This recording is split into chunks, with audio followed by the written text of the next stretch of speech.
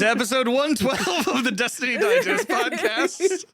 We're talking about black dildos. The funniest part What about color all really this gets is you even though going? the listeners will not know what we're talking about. Ooh, I think The they'll get stream- Digest after The dark. stream already had the captions going. It still so- had the captions Oh going. no! Did it? No. It never works with an Australian accent. So, like, did it even catch what I said properly? I have no idea. Well, we'll find out, won't we? No, we're in trouble. We're in Yeah, Find trouble. out we this will. week on Destiny Digest. For welcome- context, I was like saying, "Yo, Dan, I really like, I want to do something with my mic to like get my logo on it." I'm like, he's like, "Yeah, do what I did, put a bunch of shit around." I'm like, "Yeah, I love the Black Guild, Twitch Black Guild thing there." He's like, "What the fuck you want about?" I'm like, "What the fuck?" It You rhymes heard. with Gildo. Anyways, You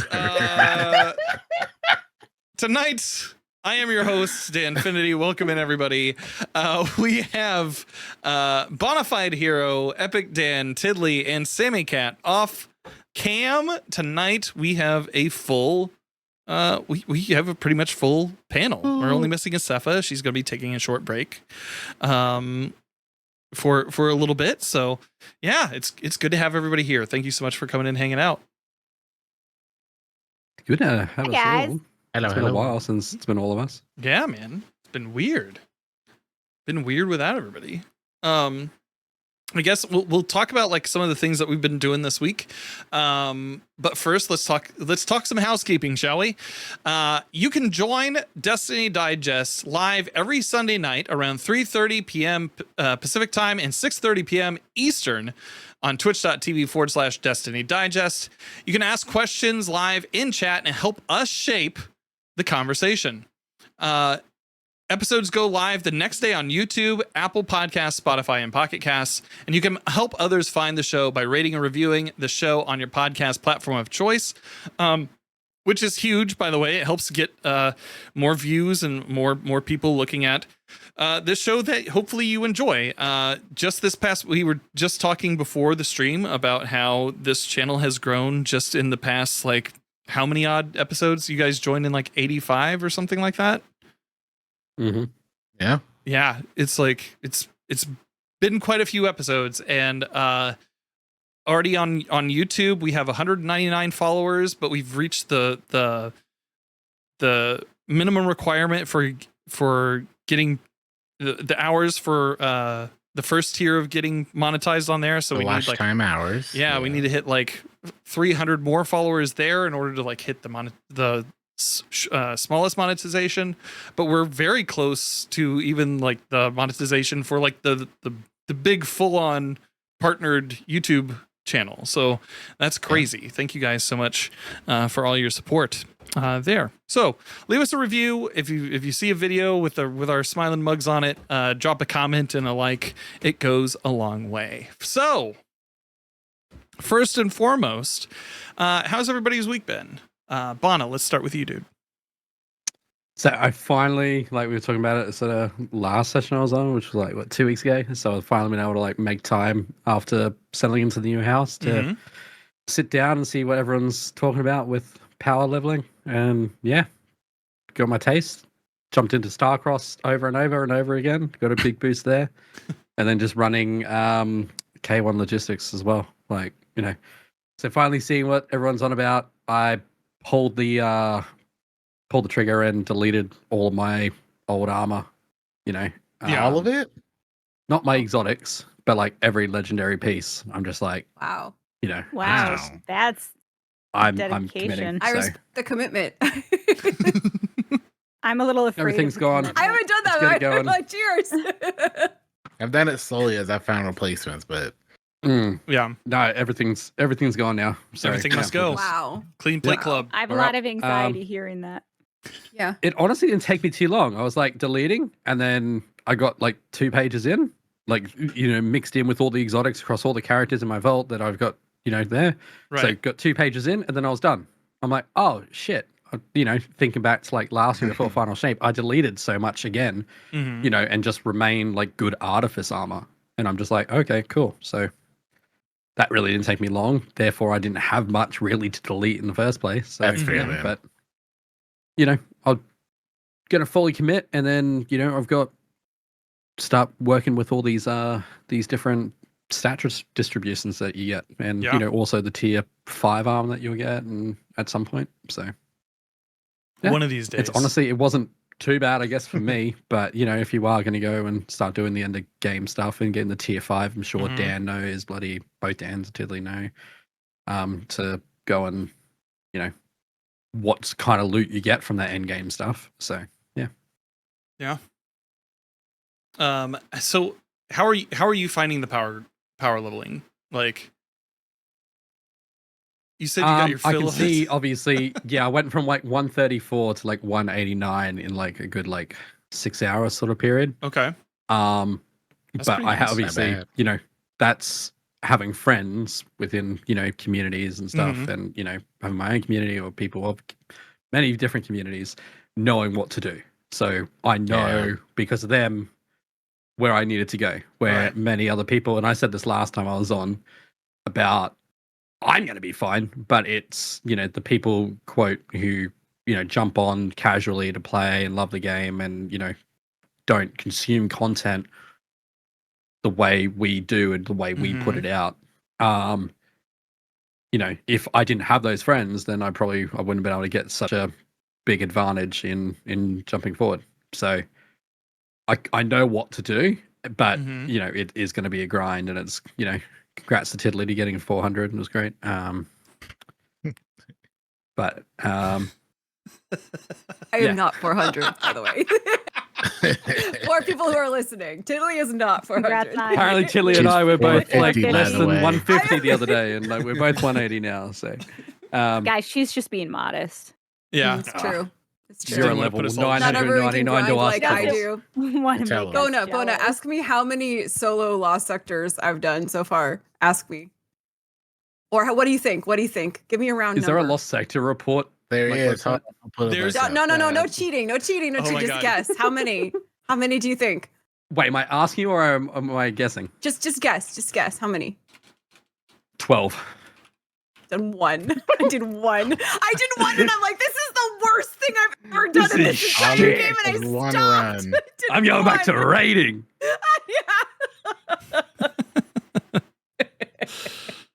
Oh my Yeah, god. Caldera report will out you now. Oh yeah. There's a site called Caldera Report. I've pulled it up. Now, granted, it doesn't show. It doesn't Shit, show really? Starcross. It doesn't Oh, it show doesn't? Starcross. Okay, it doesn't show Is it- Starcross. Is it Caldera Caldera K1? dot report? Yeah, Yeah, Caldera Caldera.report. Caldera report. It I only don't shows really like Caldera, Caldera reporting right L1, Kelsall, and No, I'm Encore. checking That's all it myself shows. out. All I right. don't know I why gotta it look this doesn't up. Yeah, show. I want to see how many I've Starcross. done. That's hilarious. How many have you guys done? Well, I'm I've done looking. 57 Caldera, 67 K1, What's your fastest for both? Caldera 335, K1 222. I did Dirty one boy. K1. Yeah. You did one you did 7 Kells fall. And you did I one did. K1. I don't remember doing that. I didn't do that solo then. That I did that with the team. That's how engaging it Yeah. was. Yeah. Yeah. I don't obviously don't remember that at all. I I've remember the done one K1. I did the Caldera K1 and I was like, and no 8K. more. All right. I did Stupid. 32 Caldera 32.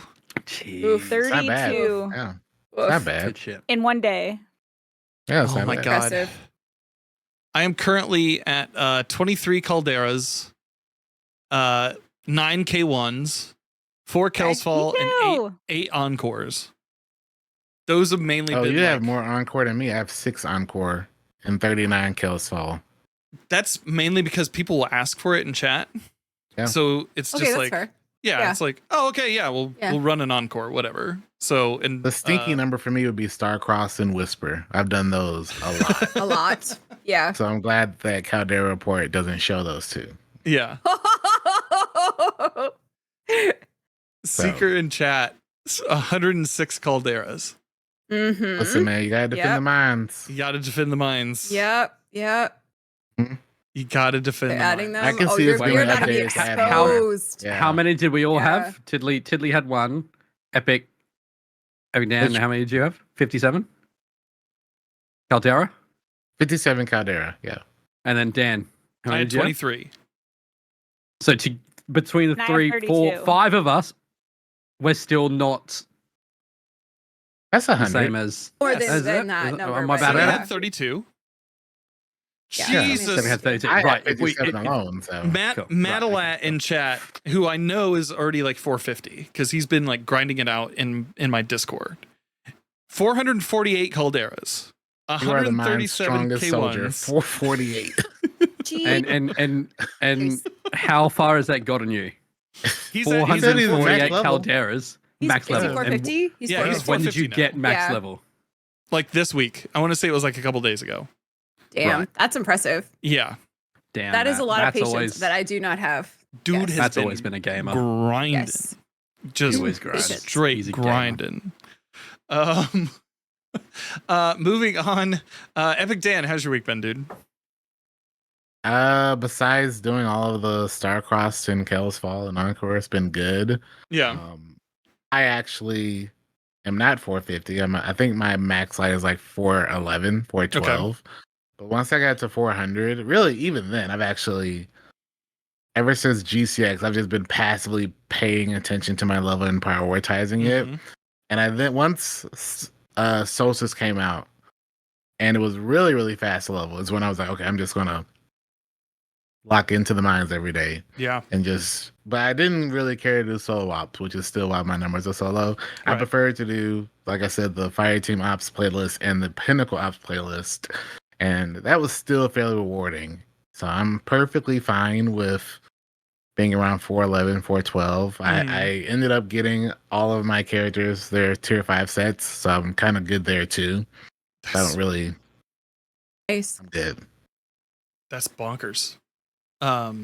It's only because of Solstice. Solstice, Yeah. the Solstice armor is what I'm talking about. The Mhm. the gear sets, the perk sets are really good. So I figured I might as well make sure I have a full tier 5 set on each class. Right. And like, there's the thing now. There's kind of like a catch-up mechanic if you aren't aware. If you go and you purchase, if you make Solstice armor from the forge, it drops at pinnacle level on your alternate characters. So Yep. it'll, I was yelled out not to do that after 200 light level though. Why? yeah. Why? I don't know. I was told not to do Like it. it No, dropped. no. It I dropped did for it when like, I was told not to do it. it dropped for 317, 318, and 319 or something on my Yep. Warlock today. And like, so I'm planning It's a on. huge increase. I need to grind out. Oh some yeah, it more was a things. huge increase for me. Yeah, I need to Yeah. grind out some more things and then do it on my hunter to see like Mhm. to get that. It'll Up. go keep going even higher. Yeah. If you were Um, to do nothing else before Solstice goes away, just do all 3 characters of just pulling that armor. Mm-hmm. But you'll get like what 10 or 15 levels alone just pulling it. Yeah. It's pretty bonkers. There you go. Matt says if you're between 200 and 300, the Solstice will be +4. So that's why if you're lower than 200, it's not. Gotcha. While I agree, since it goes away in less than 48 hours, it's like You might as well pull it. you Like, might as well pull. It's something passive that you've been maybe doing the past couple of weeks. hmm So like it just makes sense. Like And I'd imagine some people are trying to hold it or just didn't know that, or maybe they didn't play other characters. Like just yeah. pull it before reset. Yeah. Whenever that means to you. I have yet to because I was going for the bow, Yeah. or not the bow. That's fair. Just weapons in general. Yeah. Mhm. So I mean, if you wanted to like not pull it until like right before your last play session, before the game goes down or reset, then you can just pull. Yeah. Worthwhile. Anything else, Epic Dan? I'm ready to get back to raiding personally. Like I know I just chose to like not raid for my own benefit, because at least when I get back to raid now, I have higher tier gear. But I didn't really like all the work in raiding and just getting a tier 1 and stuff. So now that I'll get back to raiding after Solstice is gone, probably just that. I will miss Solstice because all of the Solstice stuff, which we'll talk about, was actually really cool. Mm-hmm. And it was very rewarding, but it'll be interesting personally to see how I engage with the game after kind of getting used to the last couple weeks of just booting up, doing this fire team ops, doing this pinnacle, picking all this solar stuff, messing with the solar stuff, and getting all of this fairly rewarding gear. It'll be interesting going back to not as good. So we'll Right. see. Fair enough. Sammy, you've been gone for a couple of weeks. How have you been? I have. I've been busy. I actually got to play the game this week. Let's go. I know Congratulations. it's weird. I got to play Destiny. After focusing so much on Destiny for a couple weeks now. Yeah, we had a really successful event like a couple weekends ago. Yeah. I did my event, my Mhm. global Destiny 2 creator event.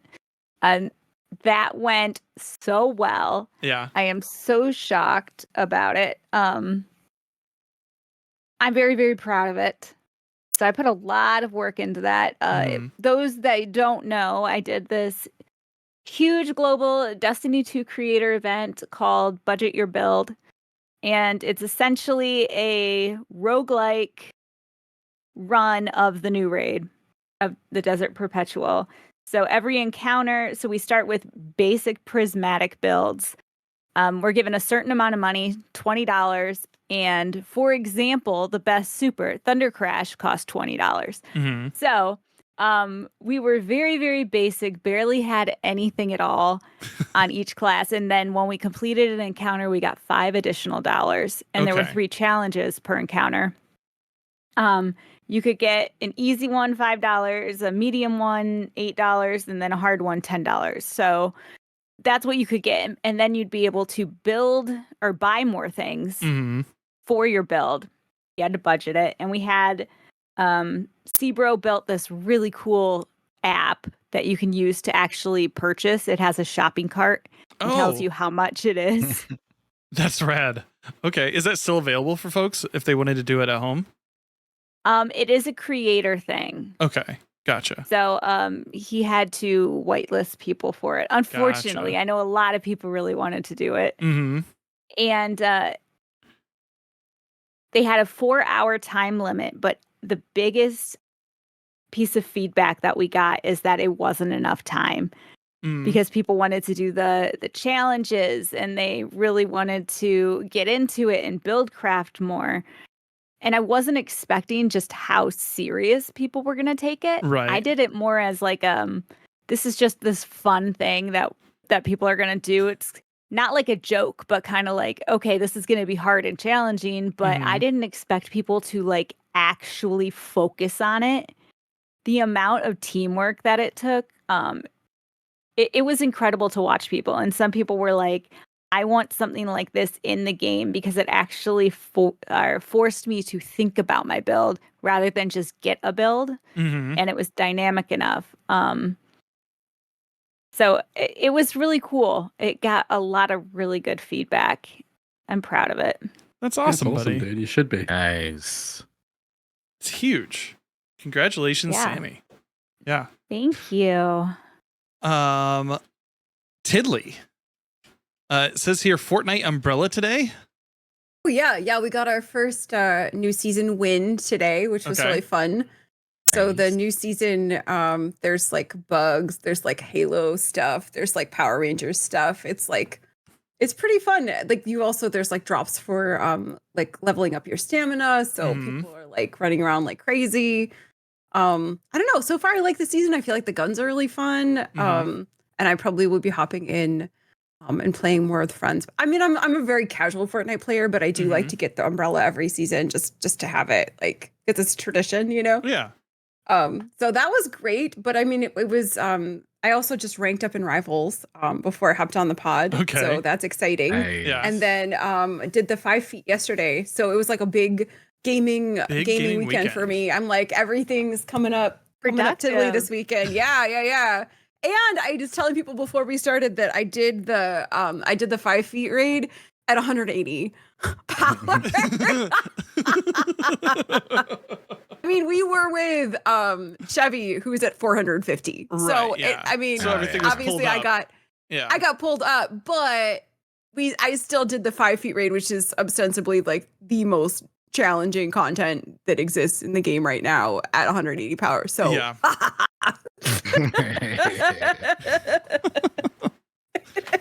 Absolutely love I that guess system, I don't though. have to level if I can do that at 180. Yeah, you don't have to level anymore. Someone else can level for me.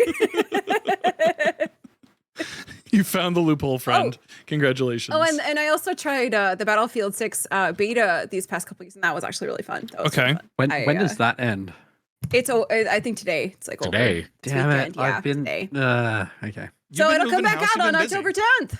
Mhm. Full release. Yeah, Full release. Gotta play full it. release for October 10th. So if you want to check it out, but it's chaos. I've never played a Battlefield before. Mhm. No. I was kind of like COD Halo, so I never tried a Battlefield, but it is chaotic, and also because there's so many people on the map, it doesn't feel as punishing when you're losing because there's just so much going on. It's just like, oh, we lost. I mean, if winning is always fun, but like even if you're just hanging out with buds and you're just like creating chaos and like riding around in tanks or warthogs or like, you know, pushing points, and I don't know, you can still have hero plays and lose. Like it's actually just, it's really fun. It's really fun.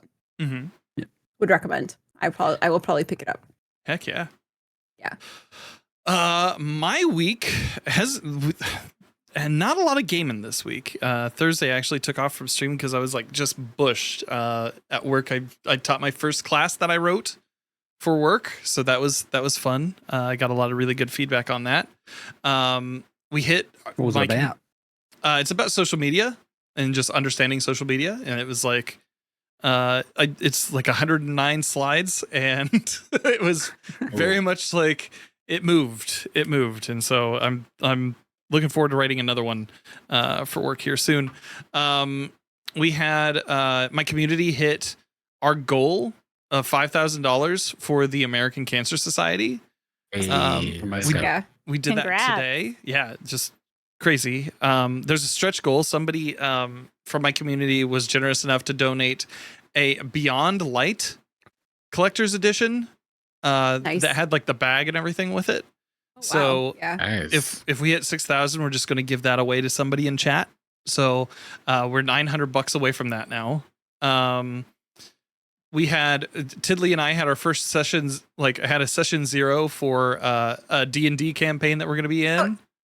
It'll be so much fun, Dan. It's gonna be a lot of fun. That'll be, if you're interested in listening to that, we'll be doing, I believe they'll be releasing the podcast under Tall Tale Tavern, which is our buds Scott and Kyle and a whole slew of other nerds over there that put on D&D content. They've got a lot of campaigns out now, so go check them out. Wonderful human beings. So did that, and then this week was like I haven't played a lot of Destiny, but I played a lot of Destiny today and helped some people out with some stuff. But I'm really looking forward to this game called Sword of the Sea. Have you guys seen anything about that? Yeah. Okay. So it's from the makers of Journey. Not the studio, but like a couple of the guys behind that created that game. And you are a dude you're surfing on a sword in like over sand, over the sea, and over ice. And just like it looks so beautiful. It comes out this Thursday, and I'm really looking forward to it. It should be really, really sick.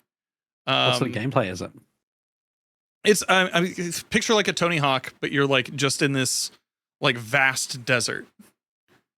It looks super cool. It's like more of a movement game than it is like you're fighting big bosses, like that kind of thing. I see. I've had my eye on it for a while, and I was like, oh, that's this week. I should get ready for this. So really excited to hop in on that. Also play something other than Destiny for a little bit. So Solstice, since Come play, dude. Yeah, so since Sammy and Bonnie, you guys weren't here like the past couple weeks. What have your, other than what we already talked about with Solstice, what have your experiences been? Have you enjoyed the event so far?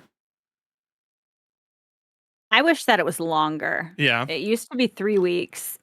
I don't know why they moved it down to 2. Someone said something about Arms Week or Heavy Metal. I don't remember. Oh, okay. That They actually makes addressed They sense. reduced it?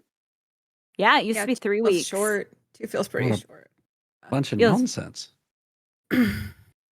So I've been so busy to where I just haven't been able to play. Mm-hmm. And then I have company in town, so I can't play D2 again until Wednesday. Right. So it's like I probably put about 6 hours into it, maybe a little bit more. And I just wish there was more time, especially because you get those boosts for power leveling. Mm-hmm. That was nice. But I feel like there wasn't enough time Mm-hmm. to get done what I wanted to get done. Because I wanted double perks on the bows. Yeah. Or rather yeah. higher tiers, I should say. Mm-hmm. I wanted higher tiers, but there wasn't enough time for me to power level in that amount of time that I've been able to play so that I would get higher tier Okay. gear. So just kind of sucked. It was Right. stinky. Yeah. Bono, what did you think, dude?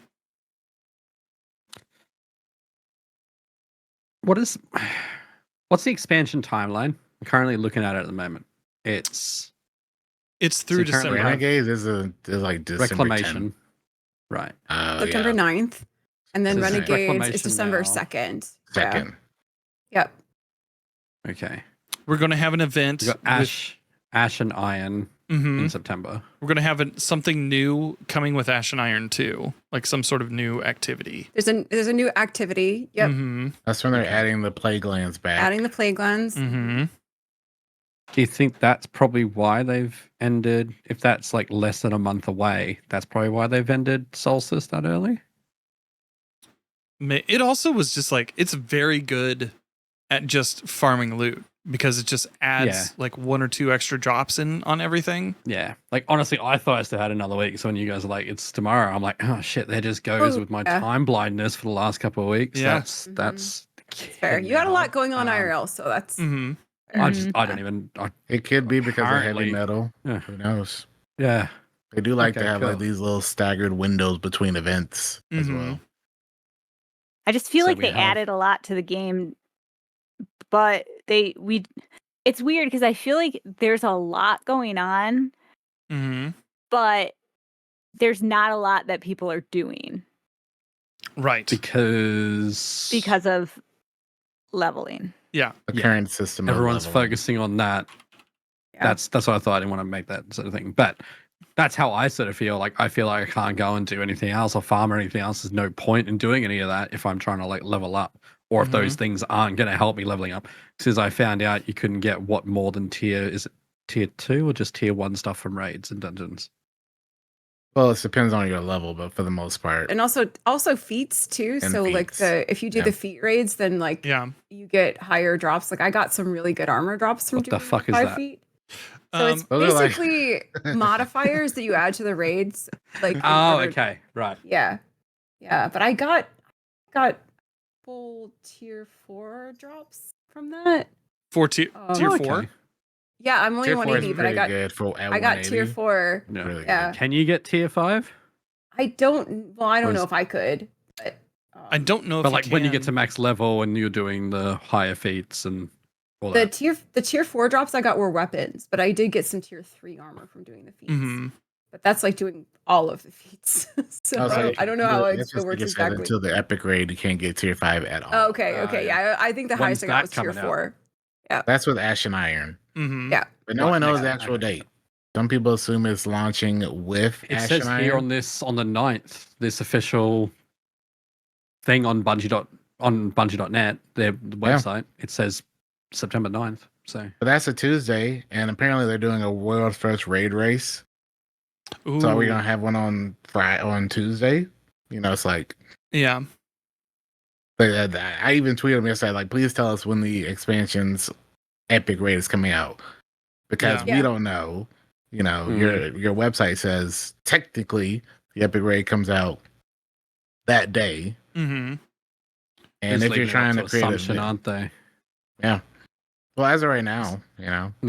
It's kind of like whenever we hear that a new expansion's coming out, we get the date for that new expansion, then everyone starts theorizing, oh, is it going to be that week or is it going to be the following weekend? Like, we just get the date for that and we just know that there's a raid coming with that update, with that DLC. So it's just safe to assume that it's either that Friday or Saturday. You're more inclined to think it's that Saturday, so the 9th, 13th of September. It would be the 13th. You're inclined to think it's that because they recently changed the raid weekend to the Saturday start. But a lot of teams that even care to do it would like to know. Yeah. Because if the rumor is it's supposed to come out Tuesday, some people can't do it. If some people that normally do the raids work, they need to you're scheduling off. The sooner you can tell the community, the sooner the community can prepare on whether or not they can even participate. Yeah, and even just as a content creator, even if you're not racing, a lot of content creators, including myself, like to be a part of it. But I would like to know, can I even be a part of it? Can certain people in my group be a part? So all that information is super important. Super important. So it's like we're now 3 weeks out from it. Right, or 3.5 weeks out from it. So that's not a lot of time, especially for those that might want to try to take off work. Exactly. That's a big one. And we had this conversation on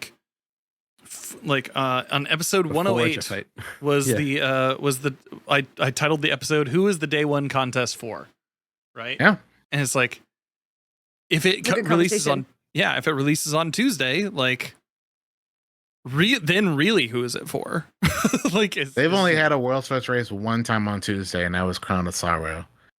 Or maybe it was that one day, and I remember just personally it was the worst World's First race I've done.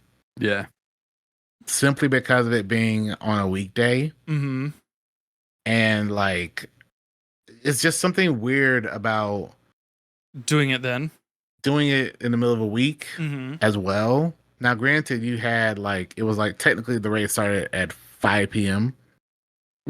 But you still had to do a lot of stuff in that DLC to unlock the raid. So you had 4.5, 5 hours to do it all. You had to finish this big quest. Not to almost start up a whole other thing for a moment, but when was the last US-based raid team that won the raid weekend, the day one race? I would say Gigs. Or actually, how long ago was that? Because recently there've been European teams. I don't know how Australian team. I know Be Bold won Crown of Sorrow, and I know Carolina's a part of that, so I would say at least partially. So if they do something on a weekday, or for Australia, it's already fucking 3 a.m. Right. Yeah, that's true. Yeah. If they do it on a fucking weekday, sense of this, and two, it's late at night for Europeans and stuff. So yeah, bloody Gary the accountant who works 9 to 5 and Lucy the lawyer won't be able to freaking, And then imagine trying to download the update and get into a raid. I will say this about Lucy the lawyer, though. She does have a full caseload. So it's understandable that she's currently working on my parking tickets. She won't be able to make that raid day one. Oh no. I don't even have a fucking car. I'm getting parking tickets. That's a lot of parking tickets. That's a lot of parking tickets, my friend. You should get that looked at. Good thing we're friends with Lucy. Lucy's looking at it. But yeah, I don't that's interesting. I would also worry about raid race fatigue, because if you're having one every few months, because I like that. You think so? I enjoy it. I feel like it's really good. It keeps things fresh, so I like it. Yeah, I don't. Yeah, I remember it's been a while. We haven't had a lot of raid races. I know a lot of people have been used to one a year. But I do, like Tilly said, I miss when every 3 months I had a new raid to race in. Now, granted, it feels very short on a turnaround because you get the raid, you go through the raid race experience, and you get all the raid content done. Yeah. Then you get at least back then you had like all the modifiers and sometimes the higher difficulty one, and then you got like a month, and then you got to get ready for a new raid. Yeah. Before you know it. Enough. Yeah. One thing I did not expect from my event is how hungry people are for challenges. Yeah. That was the biggest thing. So we had really good challenges. ATP is the one that wrote the challenges up, designed them. Okay. People were cursing his name. They were so hard. But that's what people wanted to focus on. They were willing to spend, I mean, they wanted more than 4 hours to run this raid. And that's what I wasn't expecting, is that people wanted something that would challenge them, that they could spend a dozen hours on if they wanted to. People just want that. They want a day one experience. Yeah. Something hard that's going to really push them to the limits.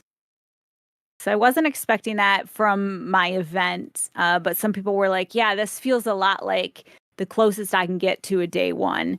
It's challenging enough. I want more of this in game. Right.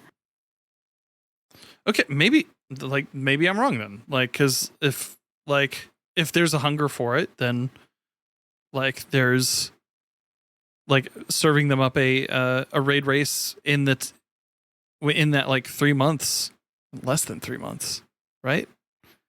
I guess that makes sense. I don't know.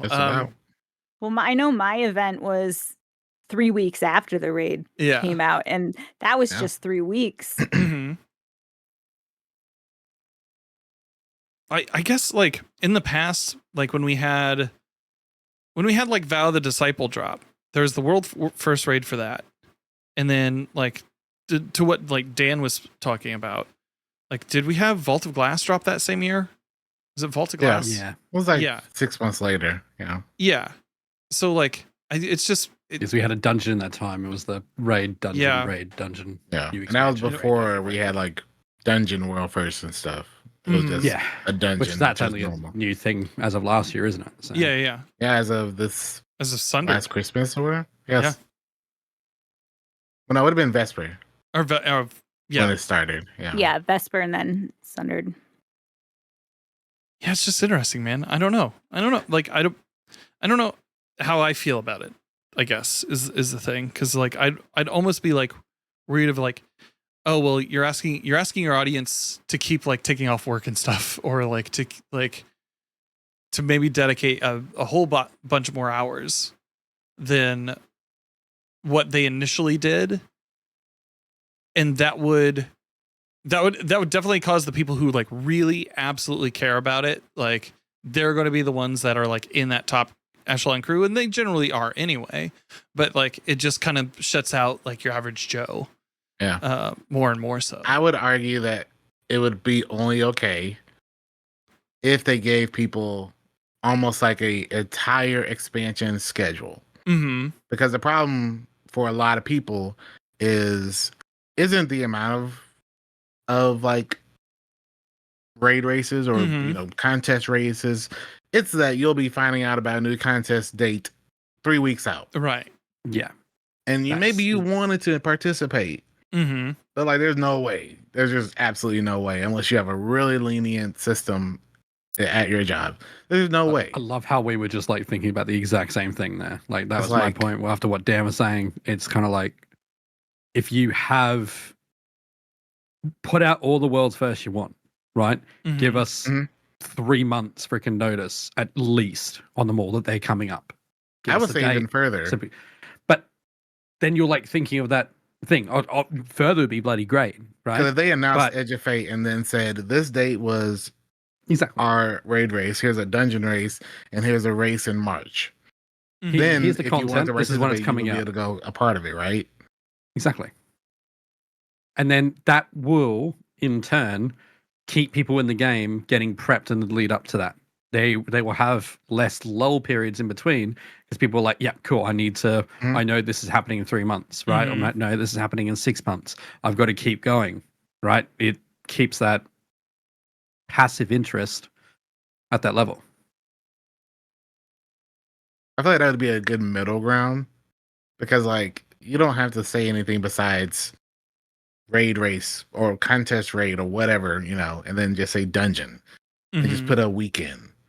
Like that's all players need long term. Because say Dan wanted to be a part of the next dungeon.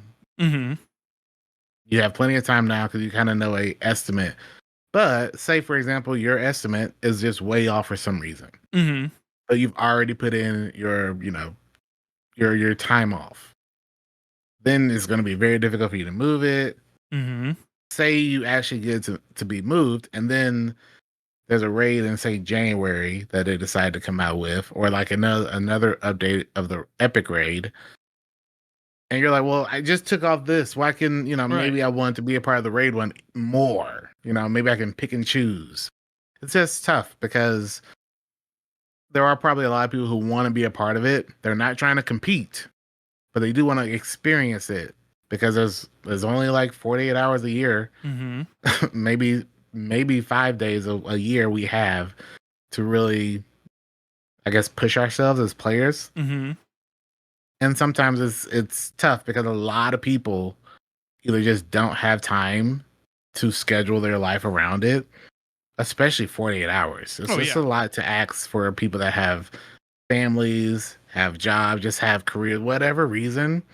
It's hard to ask someone to put all that aside for 48 hours. Yeah. It's a big ask. And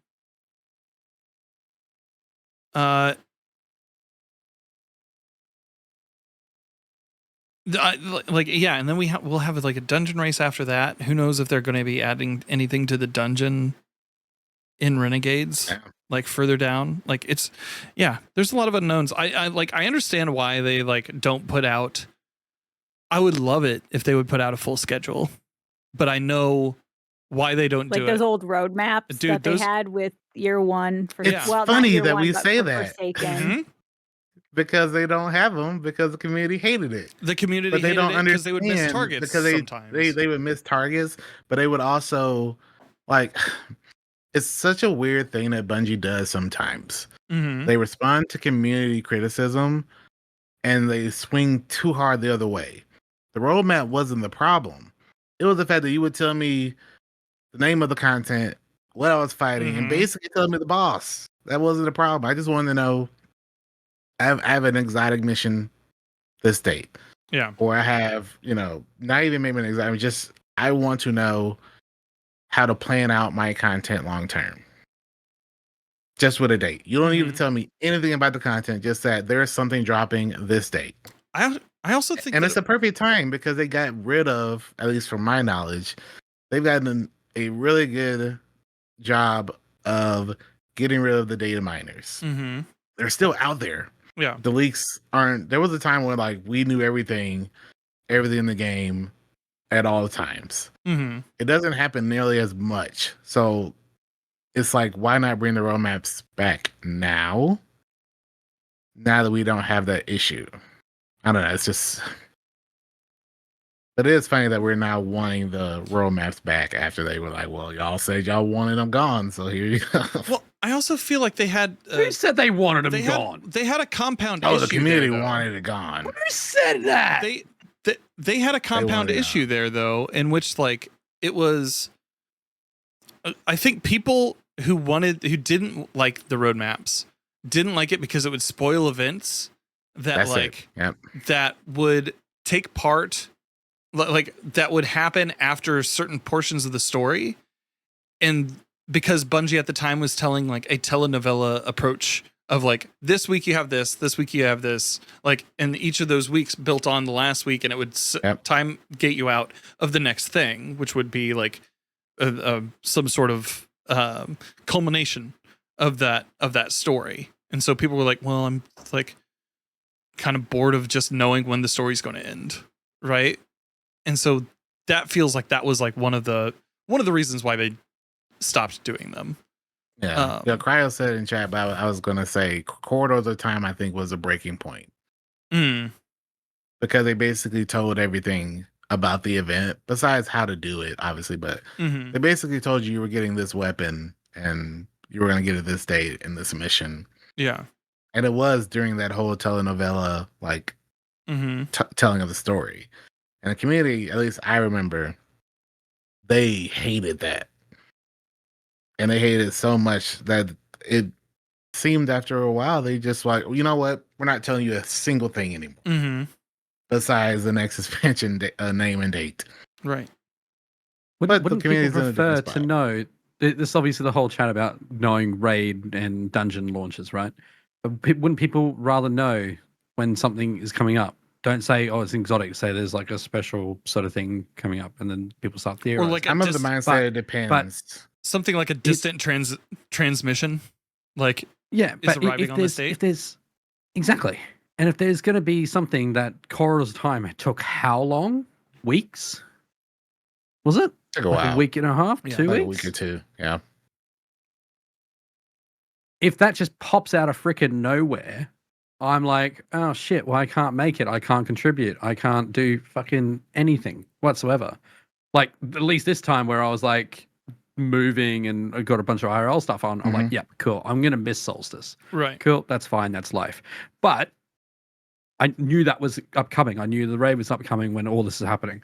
But wouldn't you rather know that something really big that is going to have a lot of community involvement is coming? So as far as like a free Well, they event, didn't know that or announce the chess thing, Yeah. right? They didn't announce that. Yeah. No. That kind of just dropped. It's a tough situation. I'm not saying that we need to go back to that, but it's just the community is so old that they've almost done every way of presenting content, and they've just changed because of the response. Now, obviously, we have a totally different community than we did back. I guess that was like Shadowkeep era or whatever. It's just it seems the community wants a different thing now, and I don't know what they want. I don't But think it's the like once we community get knows that, what they want. No. What's that? well, I think the is it community doesn't the know what they Notebook? want, not because of the community, but it's because of the changing of the community. It's like how a The lot maturing? of times, no, the- just the changing of the community. Yeah. How we have a lot of new people joining. How a lot of the people that play Destiny now didn't even start until Beyond Light. And then there's still some of us who have always played. Yeah. But the majority of the community hasn't seen the evolution of the game because they weren't a part of it. So it's just interesting because at least in my community, I'll have a lot of people who'll come in chat and they'll say, man, I wish Bungie did X, Y, or Z. Just whatever. And 99% of the time I'll be the old man on my porch saying, well, there was a time they did this. Bang And my they'll be hey, like, Sonny. what? No way. And I'll be like, well, the reason they changed it is because the community at that time didn't like it. Yeah. Wanted it changed or whatever. So it's always interesting. And I don't know how they fix it when they have to deal with a community who has so many pockets of just different eras of players at the same time. Yeah. Tilly, what do you think of this conversation? Do you feel like a calendar of events would help alleviate some of that stress, or do you feel like the way that they're doing it now is fine? I mean, I'm kind of like, I feel like calendar, definitely. Like, I feel like I get they're trying to keep things secret, but I think that it's important for content creators to know when things are so they can plan. Yeah. So I think, and I also don't think it spoils a ton to do that. I think that's like, that would be super helpful. Yeah. Have the information. But I also think that there's just no way when you're doing scheduling for these kinds of things to hit a good time or a date for everybody. Somebody is going to be impacted. You're talking about a global community. You're never going to get a time that's going to be perfect. You're never going to get a date that's going to be perfect. If you do it on a weekday, then people who work a 9 to 5 can't make it. And if you do it on a weekend, then somebody who might be in the service industry might not be able to make it. So there's a lose-lose situation. And I think it's good that they're doing it for 40 hours. So it gives more of a chance for people to participate during those 2 days.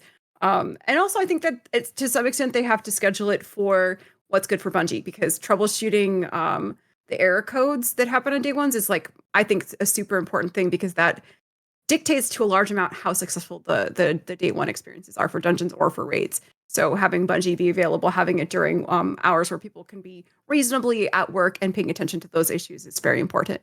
Mm-hmm. Heck yeah. Heck yeah. Heck yeah. Heck yeah. Agreed. Can I get a heck yeah? Agreed.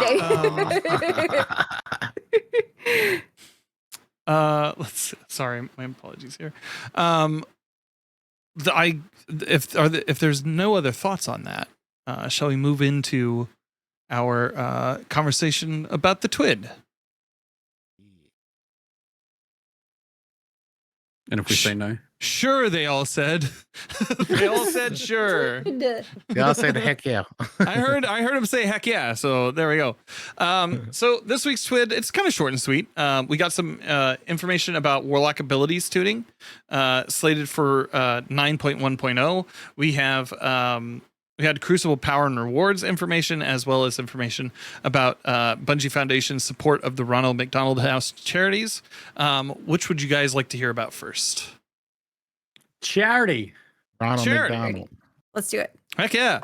So the Bungie Foundation it has a quick update on how you can make difference for families of children receiving critical medical care. The Bungie Foundation is once again partnering with Ronald McDonald House charities to support their amazing work, providing services that remove barriers, strengthen families, and promote healing when children need health care far from home. They said more than a place to stay, Ronald McDonald House offers families a private room for rest and recovery, home-cooked meals, and a fully stocked pantry, laundry facilities, toiletries, and essentials, therapy dogs, and emotional support programs, a built-in community that understands. And currently, if you donate $25 to their campaign, you get the brand new Tartan Tribute emblem. The campaign runs until the 28th of August. And emblems will be distributed the day afterward. So, like, Bungie's always been good about charity stuff. Like, it's just really cool That's to their hear. bread and butter at this point. Yeah, absolutely. Amazing. And like last minute causes as well. Like They whether are it's so like fast a sometimes. relief. Well, yeah, or something, supporting it's just like, supporting here's a issues design. that are- Exactly. Yeah. Here's a design for a fucking emblem. Like, it's Or Yeah. here's a t-shirt design to support Mhm. this. Literally within the next day. Like it's epic. And yeah, people are like, people in like real life are just like, oh, you play Destiny? Like, isn't that a dead game? Like, like fucking no, it's not. And it's just like, why do you still support a game like that? I'm like, well, I'll tell you for one fucking reason. Mm-hmm. And that is, at its core, the charity work is unparalleled. Mm-hmm. They're always good at leading from like the top of like pushing for these charitable actions, and that's something that I admire about them as a company. So yeah, this is very cool of them to do that. Up next, you guys want to talk about Warlock abilities? Or Are any of us a Warlock main? Historically, I would be. say I am. Yeah. Oh, you are? I still have the most hours played on my Warlock, so anytime someone asks, I'm like, I play all of them, but like, if you had to put a gun to my head, I would still say Warlock. Do you enjoy it the most, or is it because we need a well?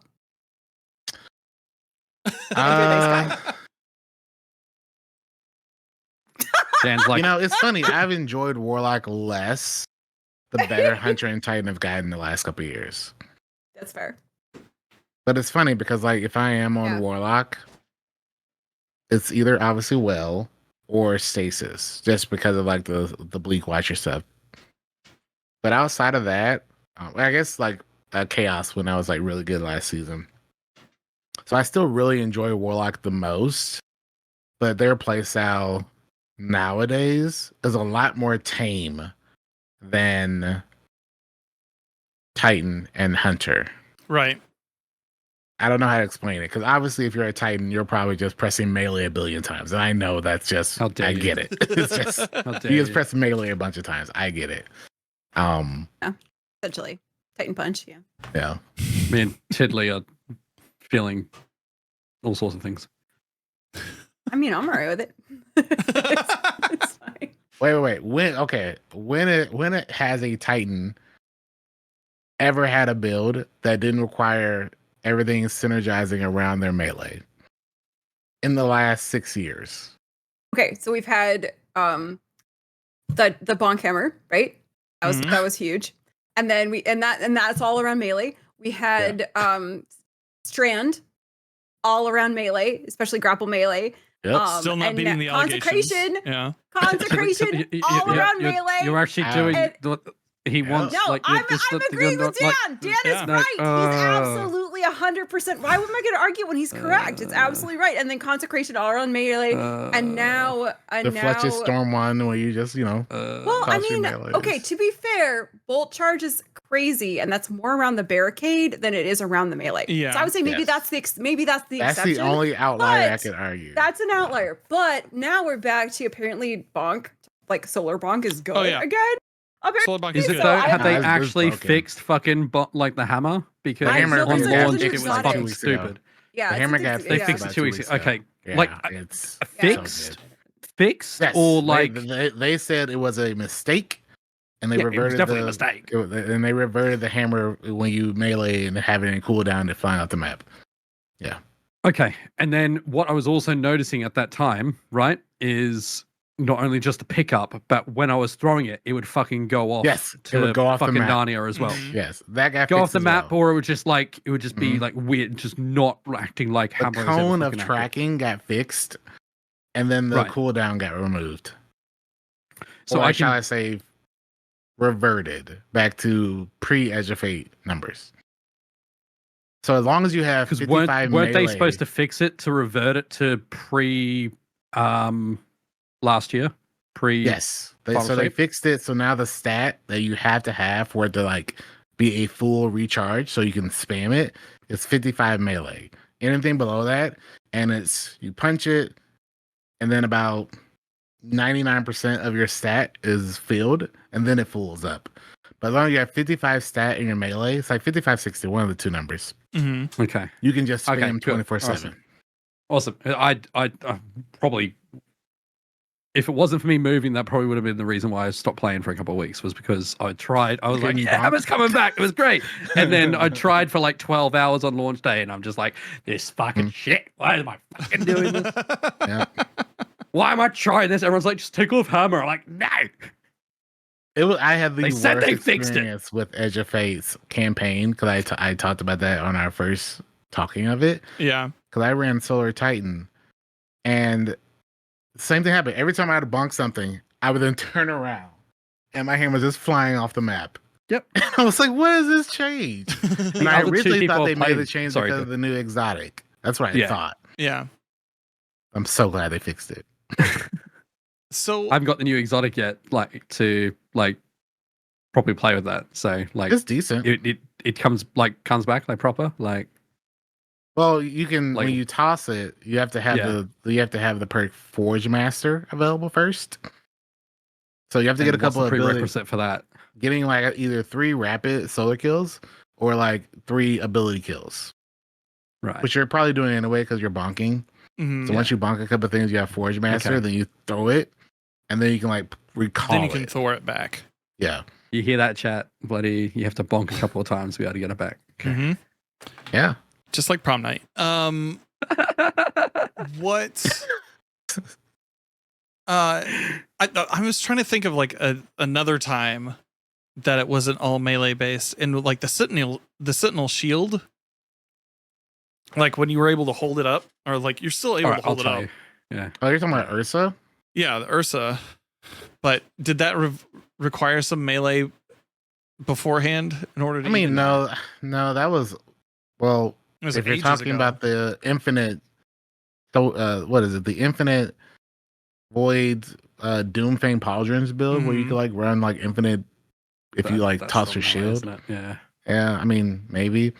Chat did bring up 2, which is probably the only one I could think of that at any time was even remotely meta. Okay. Which was Bolt Charge. But that was artifact base. Yeah. But, I guess you could argue that. Still build. And then Stormkeep, which was back with Hoyle. Mm-hmm. Oh, dude. Mm. Oh, yeah. Oh, Hoyle, yes. Yes. You're still But forgetting even one very then, important one, like though. both of those were really good, but for harder content and for a lot of content, you could still be equally as good Yeah. with Bonk Hammer, with the exception of like the bolt charge last season, which I will agree to Ugh. that. There's one very important one you're forgetting. Do you remember when Heir Apparent first launched with its catalyst? Yeah. Yeah, Icefall Mouncils. I've So been the trying to make that catalyst- meta for years. I don't think it was. No, they nerfed it like a week after the catalyst came out. But Icefall Mantles with really? the shield from the catalyst with Heir Apparent, you were invulnerable. Like in Yeah. PvP, in PvE, Oh, that's you were right. invulnerable. You could not fucking die. And you Uh, can't melee while doing that, can you, Epic Dan? No. I uh, mean, Whis- maybe. Whiskey Bomber in chat is saying that there's currently a Lorelei build with Tommy's matchbook that is OP.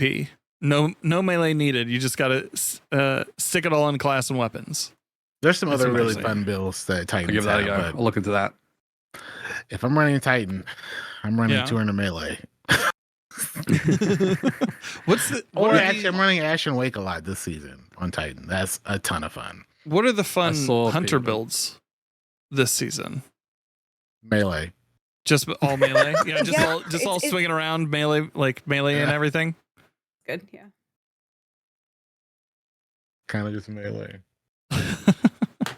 So I going back to the original question, like I have high hopes for Warlock, but they are definitely falling behind in just not the requirement of having a well, because you'll always have a well no matter what. And the well is like really good right now because of the 200 super. You got a 40-second well and all that. Once they fix the well dying instantly, because it dies instantly because of it being like connected to the old resilience stat. So once they Is fix that, that, why? Because Bubbles Oh, it has God. issues too. Bubble's the right? same way. Mhm. Yeah. So like, if you've ever like been in like Epoptes and you planted a well and then you turn around and it's gone. You're like, where'd it because of go? that. Yeah. So Yeah. How could Once they they fix overlook that, that? I I think feel we'll like be that's even better. very. That's very. Well, that's why we have the critical. if I'm not mistaken, that's why we have the bug of like the sprint Mhm. because of the removal of the mobility stat. Oh, okay. So Oh, it's I think. systemic issues. Yeah. So I think that's a part of it. But I mean, I see. once they fix that, I think well would be better. Mhm. But like Starfire, which I was really excited for, is just it's good. Did you get the ornament? Is there a new ornament? Do you remember they brought out an ornament I got the one after they nerfed yeah, it? after they nerfed it. I have that one. Yeah. Yeah. Yeah. So, Yeah, so I'm using you that got one. that ornament, so you finally Yeah. get to use your ornament with finally could something actually that's use not it. freaking broken. Yeah. Yeah. So remember, So it's everyone like- was like so like filthy when they freaking nerfed it. Then a week later, here's a fucking ornament for something you've just played the fuck Yeah. out of. Here you go. We're like, wow. Because everyone complained about it for so long, and they're like, "Oh, Mhm. here, have this," but it's broken. right. In the TWID, they talk about like warlocks kind of being like the little guys. They say warlocks and their space magic abilities. We're seeing some great usage of warlocks, warlock constructs such as Child of the Old Gods, Bleak Watcher, Hellion, Arc Soul, and the Ionic Sentry. In the near future, we're planning to enable deeper build crafting with these constructs. Additionally, a few builds are starting to stand out, like the Prismatic build leveraging Lightning Surge to effectively delete champions at a moment's notice.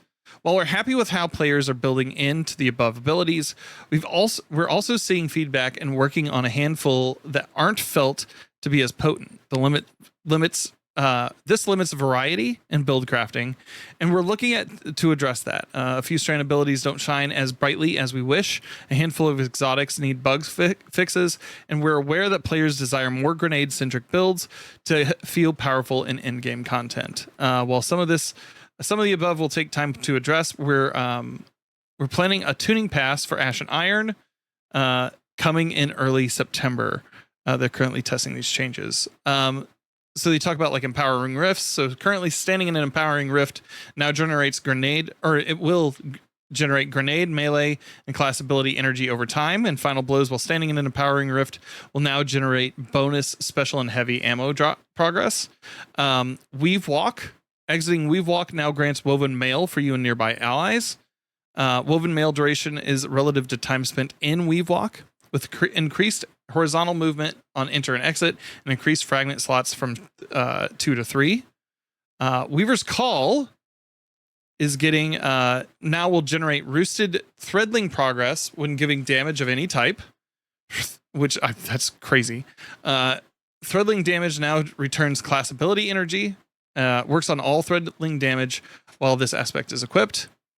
Frost Pulse, the stasis aspect, freezing enemies now generates class ability energy, works on all stasis freezes while the aspect is equipped. And Pocket Singularity now has 2 charges at base. Projectile lifetime increased from 1.1 seconds to 2 seconds. And they reworked projectile tracking to favor targets closest to initial trajectory and reduce detonation knockback on players by 50%. This feels good. Like as somebody who like dips their toe into Warlock occasionally, like this seems like they're trying to make it so that they're more of a damage class a little bit. But I don't know if this is enough. You know what I mean? My question is with all this, are they going to sacrifice lightning surge spam for this? I don't know. Because I could see all this coming out and then a small little tidbit at the bottom just saying, "Oh, we've reduced the amount of whatever to lightning surge."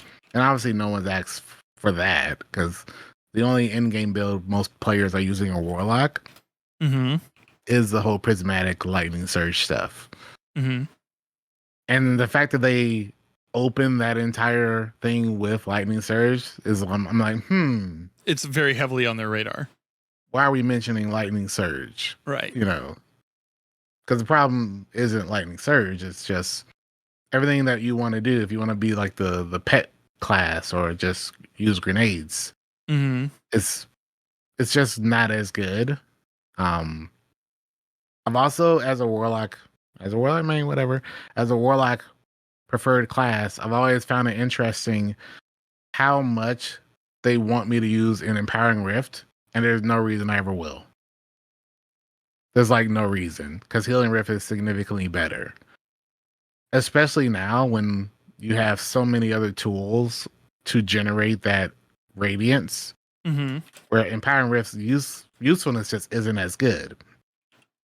Maybe with the healing, maybe. So we'll see. There's a lot of builds that I've wanted to mess with Strand that hopefully will be good. I just gotta wait and see. But like you said, I don't think it's enough just on paper.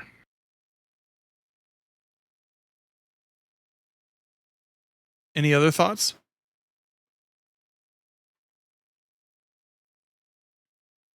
All right.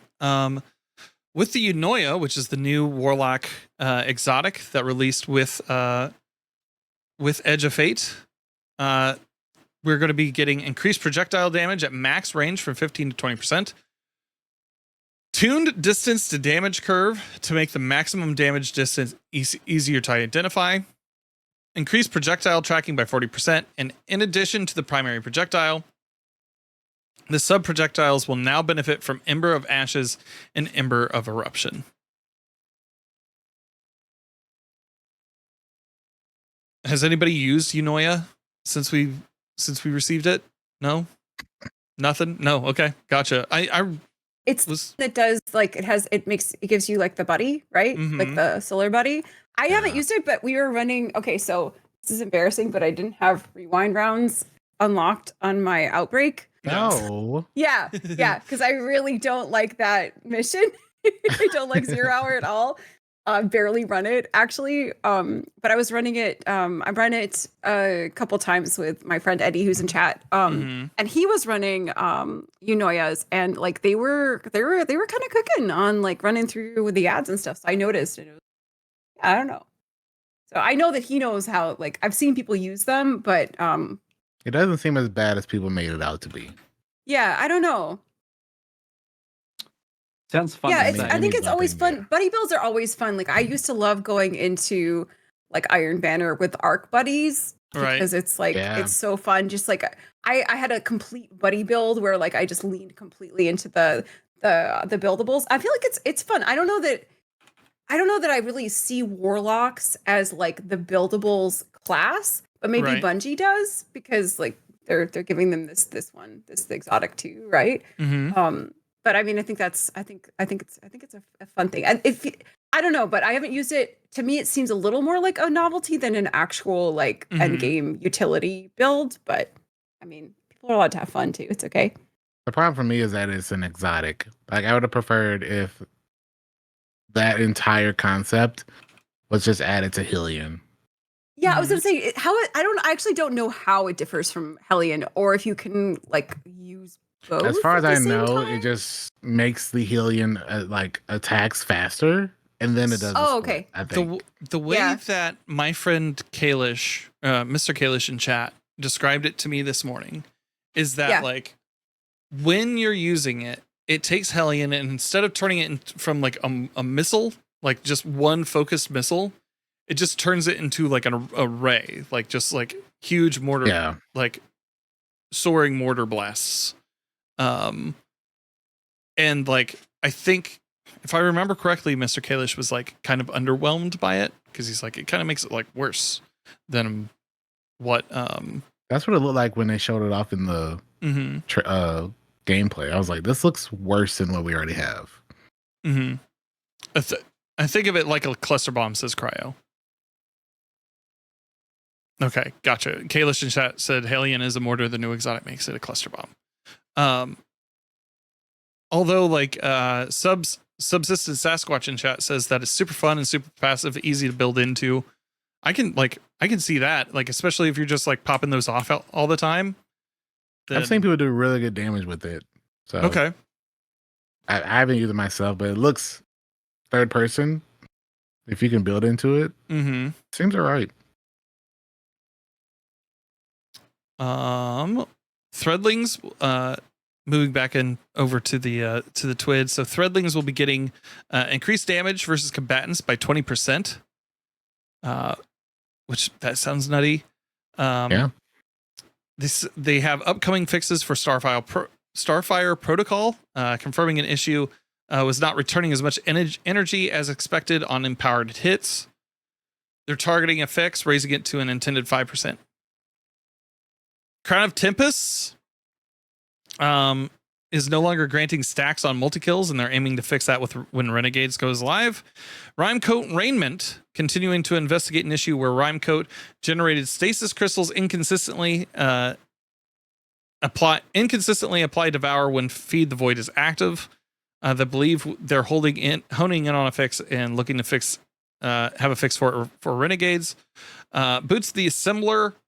The Noble rounds won't work on a teammate that enters a Warlock's Rift. They're looking to target that for September. Wings of Sacred Dawn. They've investigated and concluded that they missed a patch note where the Edge of Fate release. It is intended that Wings no longer reloads your equipped weapons, as they led to some problematic behaviors with single-shot magazine weapons such as bows. Controverse holds. They received reports that that Controverse doesn't return energy as expected, and after investigation, they believe that this is true, specifically with some combatants in the firing range only. They're looking to update the firing range combatants in a future update. Nizrak Sin, they saw reports of regeneration buff no longer working during multi-kill streaks, and believe that has currently been resolved alongside the sprint bug. So that's like, there's just a lot that is currently broken in the game. When is this sprint bug fix coming? It said this may have been resolved in 9.0.0.5 alongside the fix to the sprint bug. So I believe that they're claiming that it's already done, right? Oh, that must have been the past this week. Oh, gotcha. Yeah.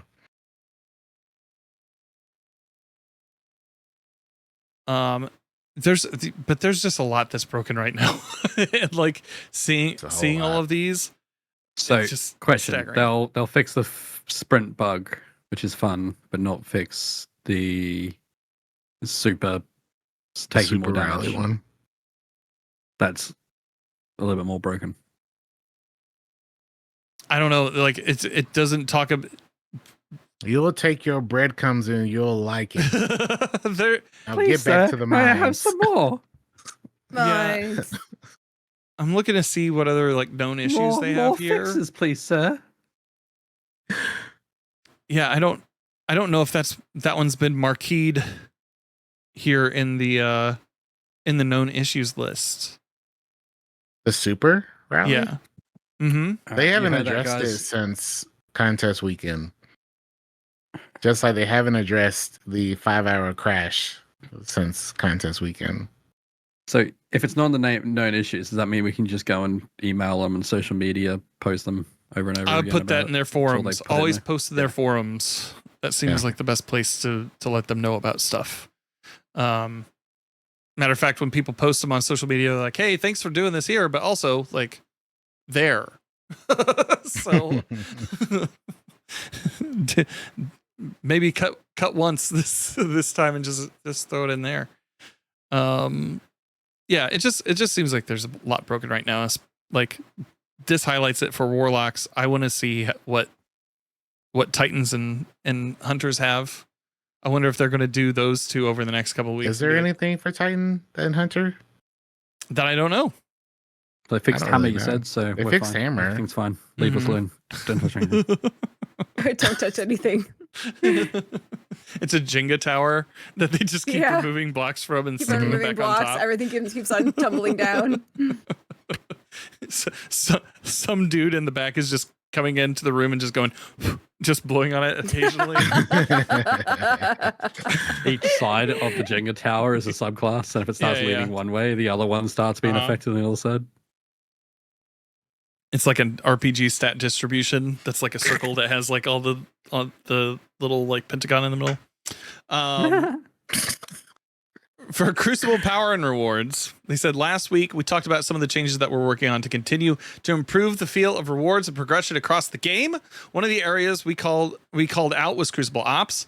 We've got more details on what we have planned to make Crucible feel more rewarding and better to progress up through the power bands. They shipped 9.0.0.6 earlier this week with a handful of changes targeting post-match reward frequencies.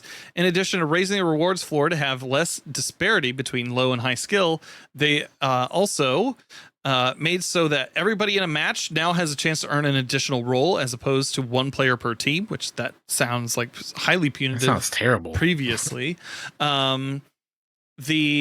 The competitive playlist weapon, Solemn Remembrance, has a chance to drop on completion instead of wins. They lowered the B grade score threshold for reward ranks Copper and Bronze.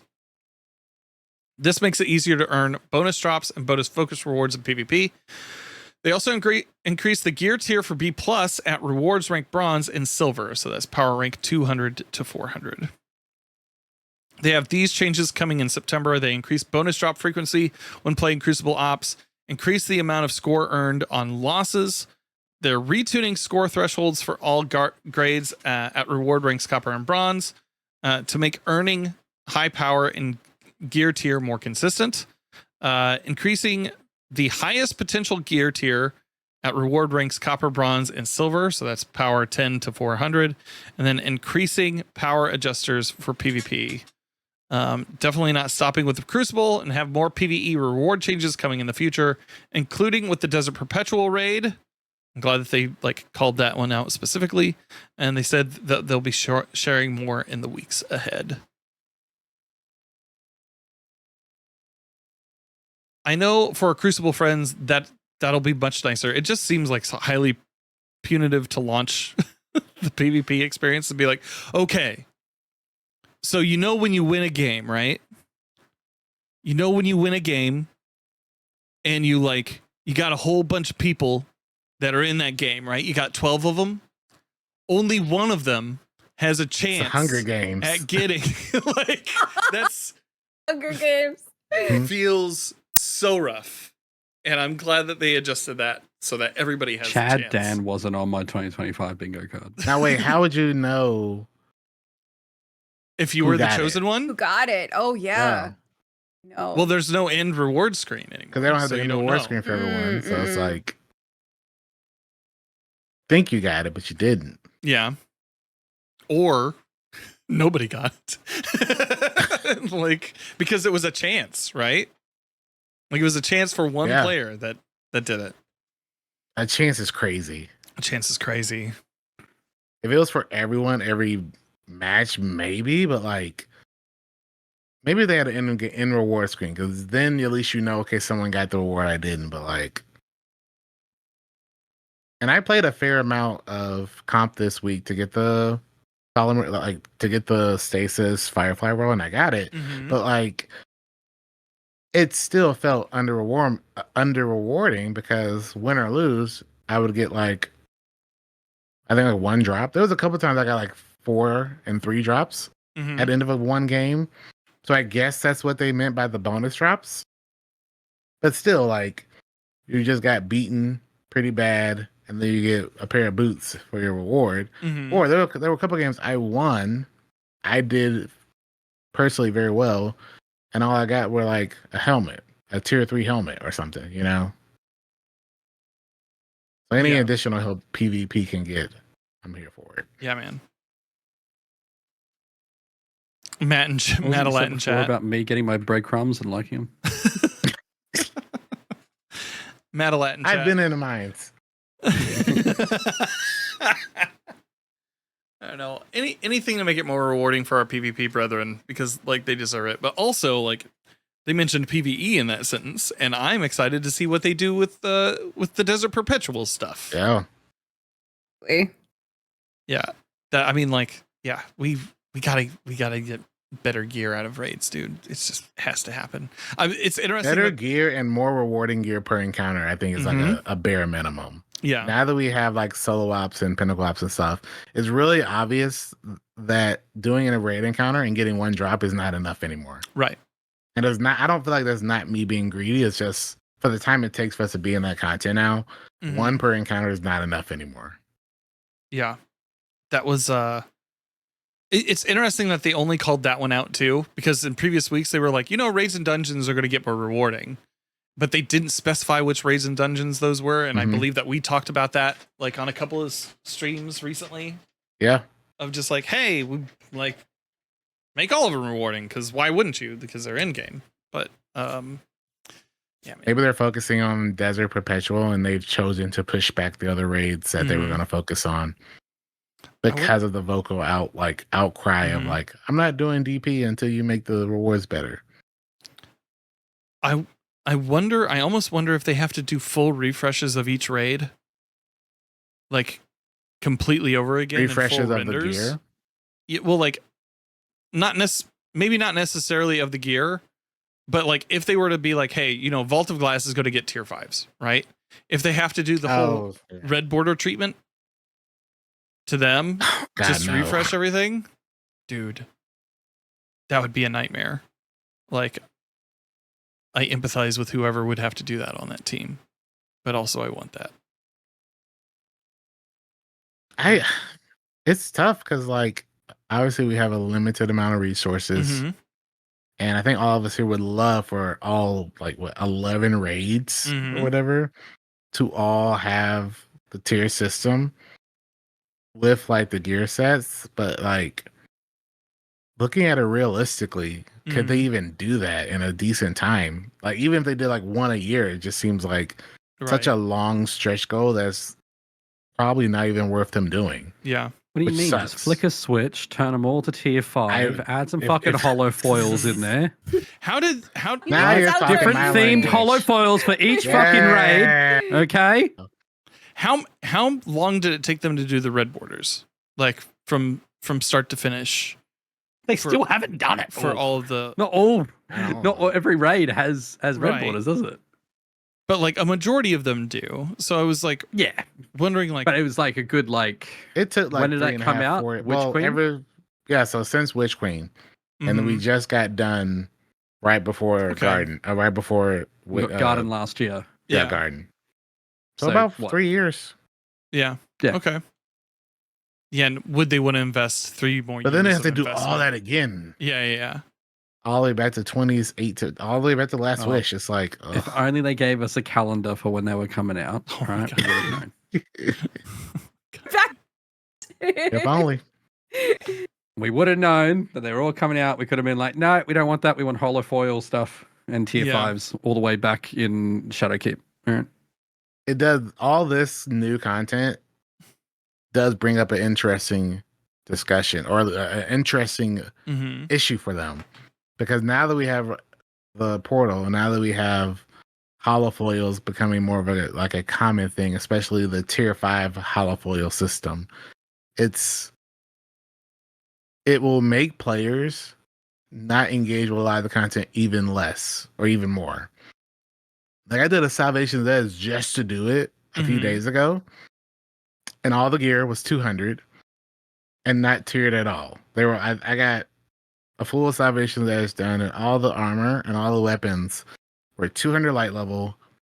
And as far as the armor, they were like 55, 65. And I was just, now that I see tier 5s and tier 4s and just even normal tier 1s and tier 2, I looked at it in disgust. Like, how dare you give me this from a raid? It's like, so one of those the question is, like, are they going to really go back and change all this stuff? Because they have to. Otherwise, no one's going to participate in that stuff unless they're having a specific goal. Like, maybe they need to craft one of the raid weapons that's good for PvP. They need Necrochasm or something. Or they need, like... Yeah. I had people in my chat earlier today that were just like, hey, when are you doing those? I was like, well, this is kind of the... We're doing Desert Perpetual because that's the newness. Yeah. Like, people typically... want to do like those, how do you get like another, say one person needs it, 2 people even need it, then you're keen to do it, how do you get another 3 people interested in doing it? You would have to get people who are just interested in raiding just for the sake of raiding. Exactly. Stop by my stream every Sunday. You got us. That's kind of it. Yeah. It's a very select group. Like you know, unfortunately, most people raid. They don't raid unless they have their own personal incentive. Yeah. So outside of the, you know, 5 or 6 of us, you might not have people that are like, I'm not doing that raid. I get nothing from it. Yeah. But exactly. Like, rightfully so. People are selfish. You know. Yeah. Oh my god. There has to be something.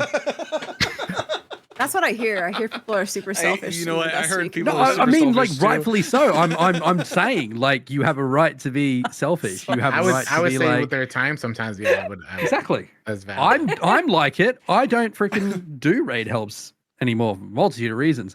But what kind of sparked that decline and all that was just not having the people around and not being able to have, selfishly not being able to commit to doing that myself. Like, I wanted to go and do everything, all the other stuff, and do my own farming and all my own triumphs and stuff. So selfishly, I was breaking away from doing that, and a lot of other people were doing it at the same time as well. So, yeah. I can just see like 6 months how do you convince of, people the to do community just like finally, like after all the other arguments, after they fix the tier system, after they fix the light level system, and all is rainbows and butterflies with that, they're gonna then go back and look at the raids and be like, huh, you got all these raids and no reason to do them. You should do something with it. Yeah. And then someone else will be like, yeah, you're right. And then at first, YouTuber's gonna make a video. Second, third, and right around the time we get to the contest dungeons, they'll start making the same thing about the dungeon. Blah, blah, blah, blah, blah. I know Dan remembers, but do you remember 2020 Moments of Triumph? Where it was... They were going away?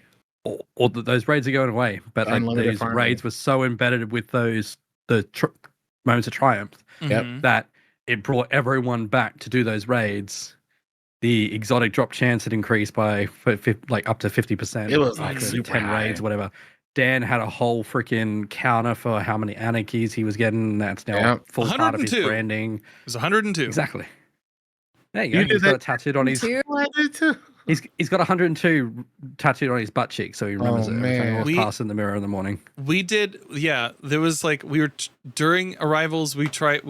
Our goal was to get at least 100 anarchies for people, and nice. We just did like the encounter over and over again, and like we might have utilized some out of bounds stuff, but you did joining allies. We might have.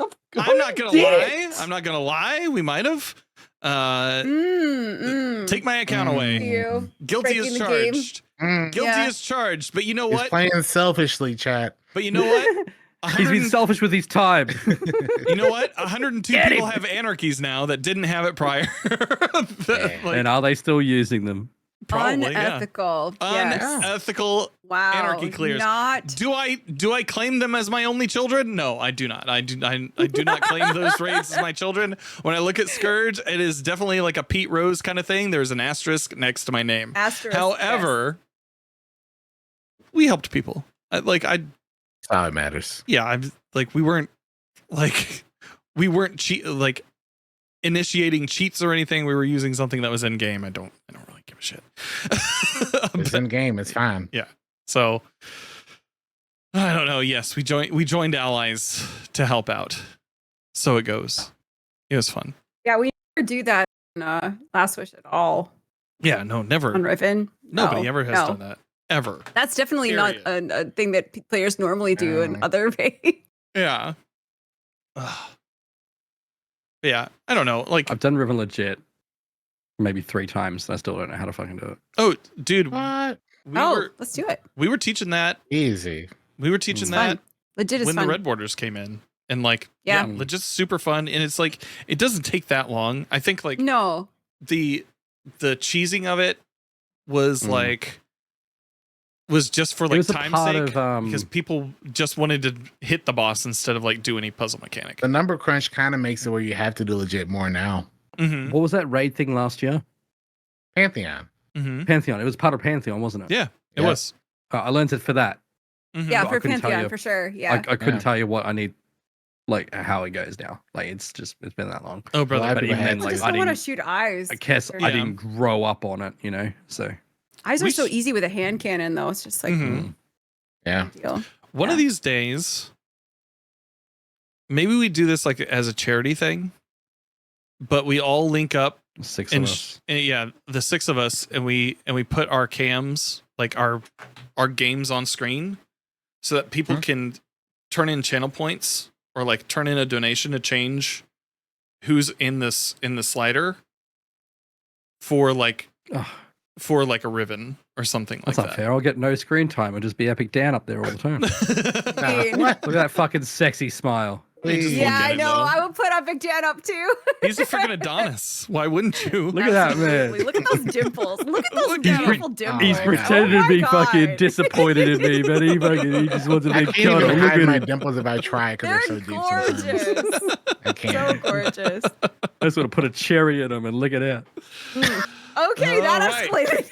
Okay, on this Listen. episode of Destiny So Digest. we found the upper limit. I We mean, found the line. considering It's how right this there. We episode found the line. No, we're not going to started, cross it. Okay. This isn't the big. That's not the wildest thing that's been said on this podcast today. You know what? Gilda would agree. So Is it worse than Tiddly's toes, though? Oh. I don't know. let's get into community questions. Naptown Gaming asks, they haven't been around for a while. They haven't listened to the show for a minute. So like they Welcome just back. wanted to know, will they make a Destiny 3? And they said, I'm sure this has been asked before. I think in the past we've kind of agreed that like if they were going to make a Destiny 3, this would be it, and that maybe they don't have A the year ago would have resources. been it. Yeah. We're playing it. This is Destiny 3. No, it comes out at the end of the month. It's just under a different name. Yeah.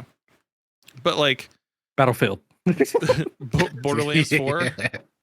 Destiny Rising. Yeah. Uh, But like this is clearly like them changing direction with Destiny to like add legs to Destiny 2 currently. I don't know if Destiny 3 is in the picture. I would feel like you would have to make it so that like Destiny 2 would sunset and people would have to miss Destiny for a while before like you bring in a Destiny 3. And Yeah. even then I don't know what it would accomplish outside of what they're already accomplishing now by making you use different gear, different armor sets, changing core systems, to be nearly unrecognizable to how we've played for the past several years. So I don't know if I don't know if it makes sense for them in the long run to do another Destiny 3 currently. I would say maybe like in 5 years or something like that. Who knows? Maybe they're doing probably something further down the line, if you're being honest, since they probably haven't started at all. I would probably believe that a Destiny 3 is coming only when they drop PlayStation 4 and Xbox One. Then that'll let me know that they're starting to like move forward with technology and like the game. Yeah, that'll be like my personal first sign. I was like, okay, because the fact that Destiny 2 is somehow still being ran on 2011 technology, there's just no way. Yeah, just fucking spit and duct tape in the background. I am curious because I remember on D1, if you were playing on PS4 or Xbox and you had Touch of Malice, it would move. But if you were playing on Xbox 360 or PS3, it didn't move at all. I'm really curious. I'm really curious what animated features, because now we have armor, we have a lot of moving weapons, we have a lot of shaders that have a lot of things going now. I'm curious what the experience is for a PS4 or Xbox Series 1 or whatever they call this stuff. I'm curious what that experience is for them, because it cannot be optimal. Yeah. But obviously, like, it would be like two generations out by then? It's already a generation. PS5, 6 is probably a year or two out. PS5 out now, isn't it? PS6. What I said, so the next PlayStation, so it's probably a couple years out. So some people say Destiny on GTA 6. Yeah, so Destiny 2 came out on the Xbox One and PS4. Yes, that's it's what now it been a was generation. Well, it came out on PS3, PS5, and it came out on PS3. Yeah. Well, D2 dropped, and its flagship one was PS4 and Xbox, whatever that one was. Destiny but 2, it also came out on the one beforehand, like the Xbox 360. When did it come out? 2017. 2017. Yeah. So it was PS4 and Xbox One. Then I was thinking D1. They were, Yeah, D1 had they did have it. PS3. They did have it on the 360. Oh no, that was Destiny. I mean, but they dropped. D1 dropped Legacy console in Rise of Iron. Yeah. So it's already a generation out, and then with the new consoles out, like Xbox are going to be doing their whole thing where it's basically just a computer in your living room or whatever, right? It's going to have Steam on it. PS6 is out, like, you know, they're making waves on that, and especially since Bungie, all the news we've been hearing with Bungie transitioning to PlayStation Studios, they'll want that to come out with its. If they were to do something, it'd be a flagship title with PS5 or PS6. It would have to, one, you'd be stupid not to, like, as at a Sony level. So yeah, if they are going to do that, then one, it wouldn't need to be freaking rushed. So if they're looking to bring that out in the next 3 years, because I know Xbox is looking like they're looking pretty good, like they're thinking it's going to come out sooner than we think, right, with the new console. So we'd probably even see like where we've seen in the past, like the PlayStation and Xbox have come out in the same year or just a month apart from each other. We'd probably see like 2 years difference, I reckon. So maybe PlayStation after, which would be probably good for both consoles, respectively. But yeah, if there was going to be a Destiny 3 or like a continuation on Destiny and a brand new sort of engine, then why not try and aim for a console launch? But I think it makes sense, because Destiny 2 essentially is the same game as Destiny 1, but it was essentially launched with PC for the first time. Right. Yeah. So connecting a Destiny 3 to another hardware update of some sort actually makes a lot of sense. But I mean, I also think it's one of these games where you like don't want to change too much, because you already have this really avid fan base that is going to play it no matter what. So I think it would be a pretty bad idea to to change it too much in a Destiny 3 type of format. Besides the fact that it's a live service game, so it's constantly being updated. Yeah. Yeah. I don't know. I just don't see Destiny 3 happening in the near future. I don't think they need to. I think they need to focus on the player pop that they already have. Yeah. And lean into that. I think if you started seeing player population dip severely, like severely, right? Because I was listening. Wouldn't that be too late then? Well, I would think that when people like numbers on boxes, and people like Battleground 6, right? Like that's coming out. People are loving the demos. Like people are loving it so far. Like but and it's gained a lot of new interest because new number on box, right? Yeah. Borderlands 4 is coming out. Like new number on box. People just like it looks like a new jumping on point, and so people will be attracted to that.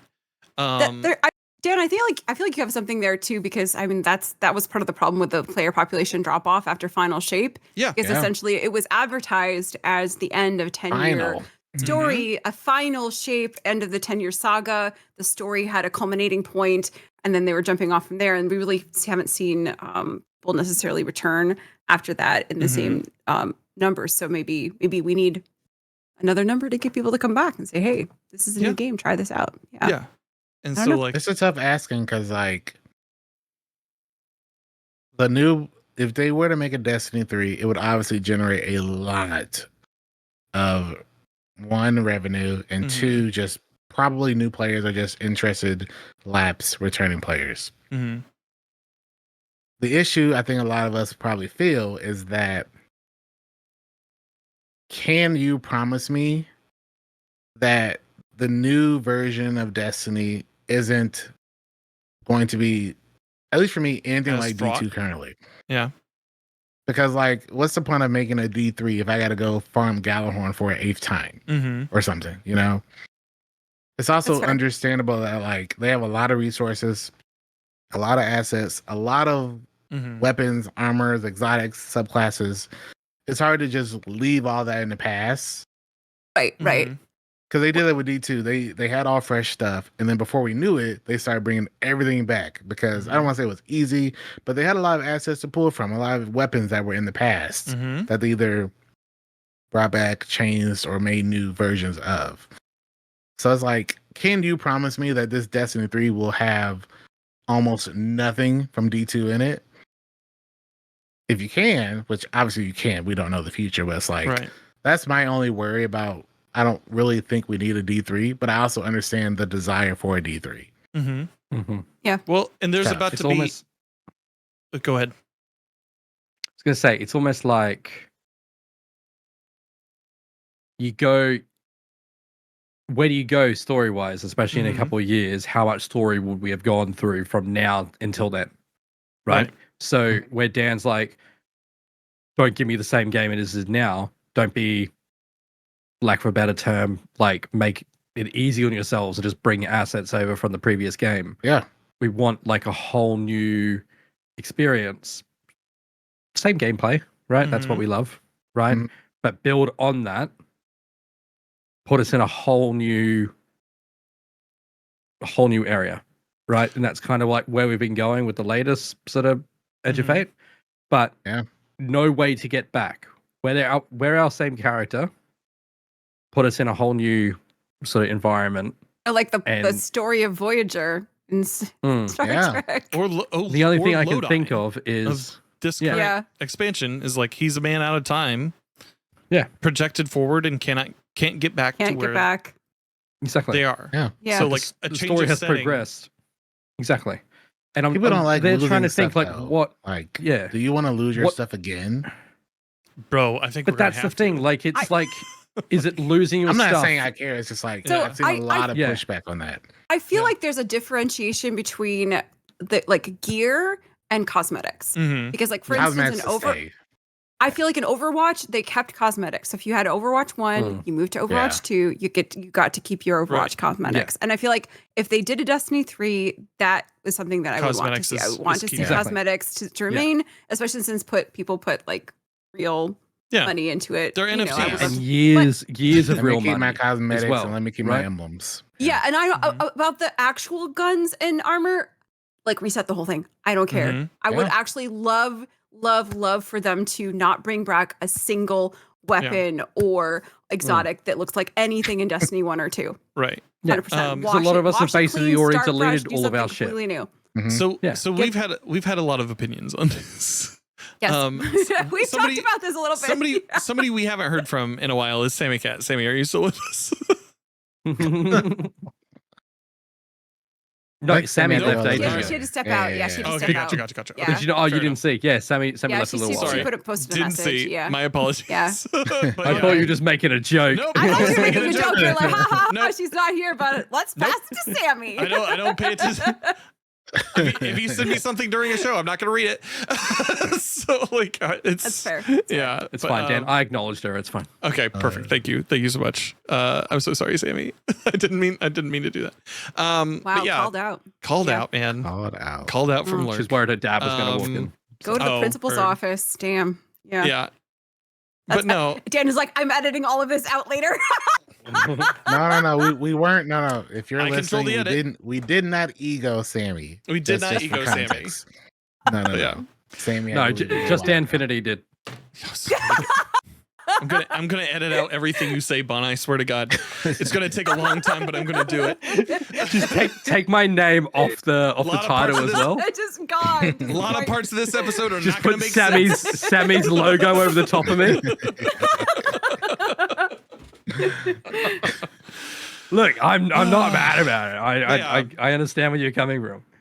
But yeah, I just don't think there's no right or wrong answer to it. It's Yeah. just like it's a tough one.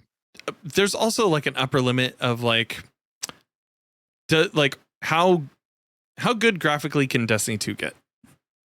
Like there would be a reason to do it for that reason. There would be a reason to do it for if you wanted the engine to handle different mechanics. Because I mean, how many times have we done the same mechanics over and over again? Like I can this tell game. the engine sometimes is at its limit. So Yeah. if you really just play, not even if you I'm at play my a lot, limit. it's just yeah, there's so many times nowadays I'm just like, this game feels like it's at its limit and it's Mhm. optimized fairly well considering, but like there's so many times that like things just don't work correctly, or like a patch comes out and the patch instantly breaks something. Mhm. And I wonder if a new engine or a new just fresh EXE box can help alleviate some of that, Mhm. just with a new everything. I don't know, but there's a lot of content in this game, Mhm. and I it's just it becomes more obvious to me that like they need to do something to start fresh Right. somewhere. I'm struggling to find examples, but can you think of any games where I was saying sort of before, and in line with what you were just saying, that you've taken kind of your character or main character of a beloved game, put them in a whole new setting and like brought them away from everything, taken everything away and like not brand new, but evolved sort of game Put mechanics. them in like a new universe. Yeah, so I'm thinking you had Mass Effect and then Mass Effect Andromeda. Mm. Right? Went really hard. Like that's kind of on the level I'm thinking. You're putting something that's well known and that works well and try to evolve it. That's what I'm trying to think. Or I'm Mhm. trying to think Halo, where you've gone from Halo 3 to Halo Reach. Mhm. Yeah. So you've gone from having, going into abilities in brand new sort of gameplay, combat sort of style, sprinting around, all that. Like, is there anything else? I'm really struggling to find Well- something that actually improved by doing that. So I don't know about improve. I think it gives a different flavor of things, and like whereas with like the Mass Effect franchise, like I know that Andromeda was not received particularly well when We it loved launched. it, didn't we, Dan? But I'm not ranting today about Mass Effect. this is not the day for that. But like it's another one of those things where like we kind of we have a couple of questions here about Destiny Rising, right? And like we're about to see how much Destiny the market can handle when it comes to like, so we're gonna have Destiny 2, We're gonna have Destiny Rising, and we're gonna have like those two things in the same space. They're gonna coinciding, but having two very different flavors of what they are. Right. And probably two different audiences. Mm-hmm. Which is gonna be interesting. Yeah. I would almost prefer if they were to do a Destiny 3 to keep like core mechanics,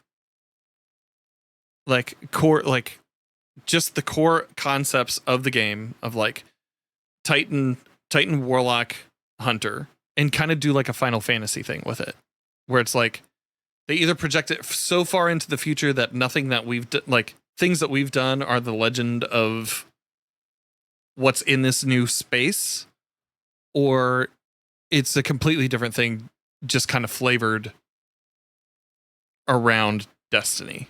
I'd like. You don't want to become Neo? No. You don't want to become the one true Guardian? Yeah.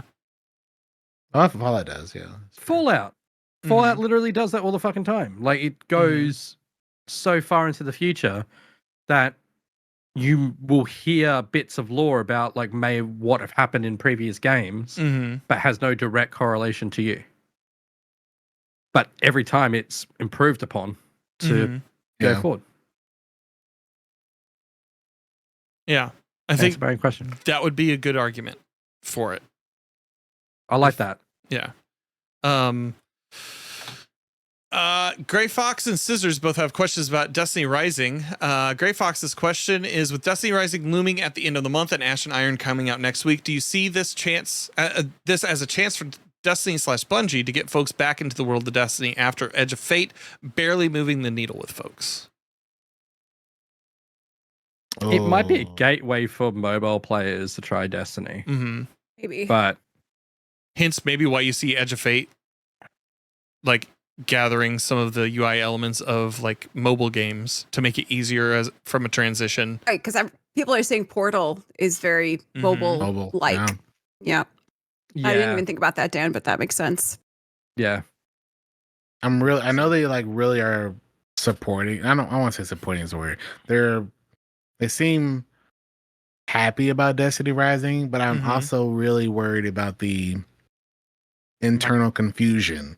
Because the one thing I've seen, and I've started seeing the marketing of Destiny Rising start to ramp up in the last 2 weeks. And whether it's on TikTok or YouTube or Twitter, every single one has a positive response, but it's always followed up by a negative response to Destiny 2. It's either, I wish this was in this game, or man, they're doing stuff that we've asked for a long time, but it's in the mobile game.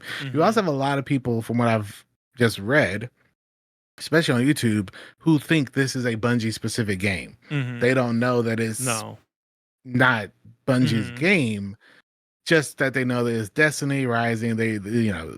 So you will have people who think this is Destiny after Final Shape, or after Edge of Fate or whatever. And you're gonna have to figure out a way to disconnect that from players. But because of just it being a mobile game and to a different audience, you're going to have a lot of people thinking, why isn't Rick Cackus covering Destiny Rising? Right. Or something because you are a Destiny creator, why aren't you covering Destiny Rising? Is this your next Destiny game?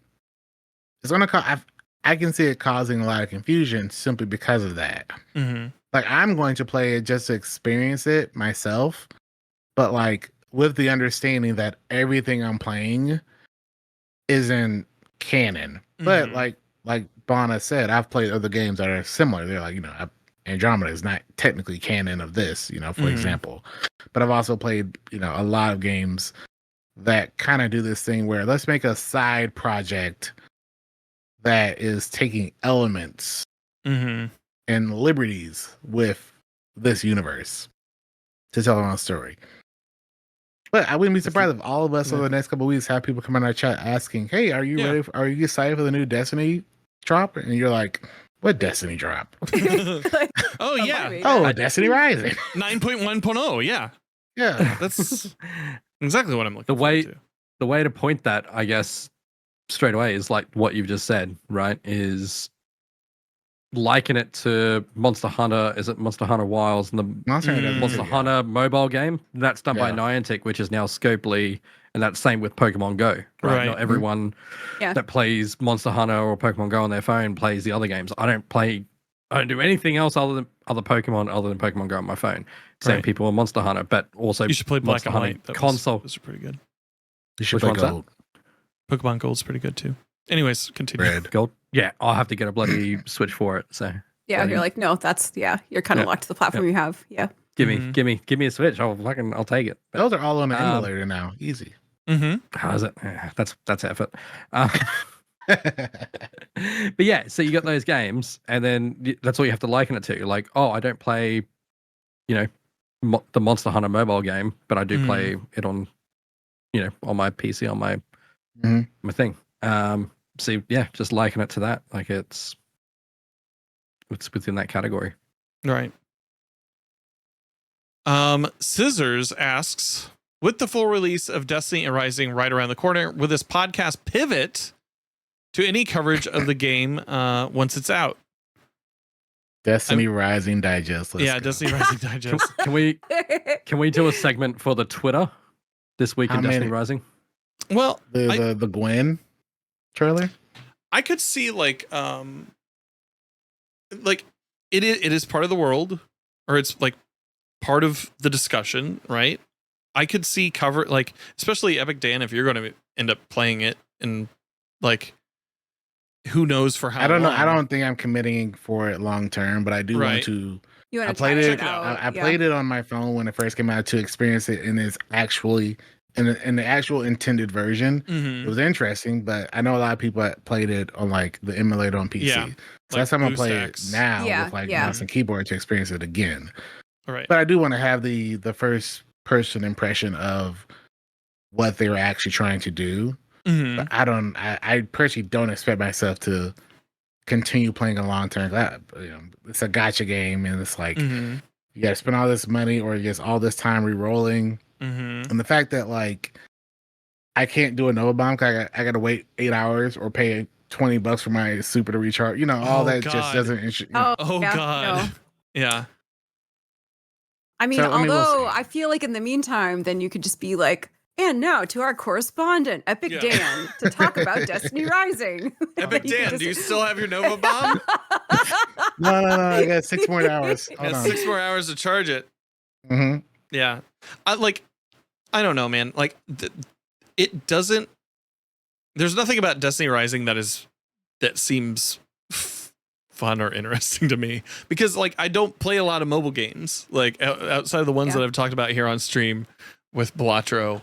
But Balatro is different. It's not a gacha game. It's like it's fully encapsulated in itself. It's like $7, right? There's one game that I play that is like super grindy, and that was called Galaxy Defense Fortress Guard is like the full title for that. And I'm pretty sure it's like some sort of like some sort of enemy state scheme to get my information. I'm fairly sure. But I don't know that, and it's something to do when you're like waiting at the dentist's office, like I don't know. There's nothing about it that speaks to me, but who knows if it speaks to other people and they want to hear about it here, like maybe we give it a shot. Maybe we just give it one episode. It's just like, hey, this is Destiny Rising. I think one episode of all of our impressions would be. That'd be interesting. We could all try it and then talk about it. Yeah. Yeah. Because I would be down to try it. It was really interesting. Some of the liberties they took in the couple hours I played on my phone. It is within the universe, and if anything, just to kind of have a basis to talk to like our viewers about, it would be interesting to do that. Yeah, maybe the thing that I talked about earlier of like setting it so far flung that it's not really attached to anything that we really do. Yeah. Maybe Destiny Rising ends up filling that void. It's like, guys, I quit Destiny 2. Destiny Rising. You can play it during downtime on Tuesday. You can play Destiny Rising. There you go. I quit Destiny 2. I lost my job, my wife, but hey, I got all of these gotchas. Yeah, who knows, man. A Shelb 89 asks, I like the changes, I think, to events. Shorter triumph lists and one reward track. Can we have a way to store our event engrams and focus at this specific weapon that isn't currency as the next step? They're asking. So can we have a way to store our event engrams and focus at a specific weapon that isn't event currency as the next step? That's Solstice. Yeah, You can't do any of that. Yeah, I don't think so. Which is odd This because is all random drops. you get that currency after you get your armor. Once you have all 3 characters, you still earn the currency. You keep earning it until you're capped out at 500.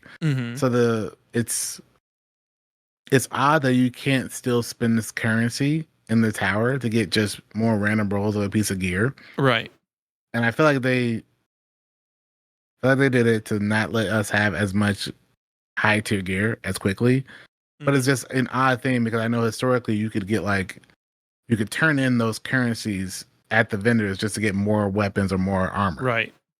So it's just a real interesting thing that, like, why don't you just give me a consumable for each one and then just stop after I've gotten all the armor? Yeah.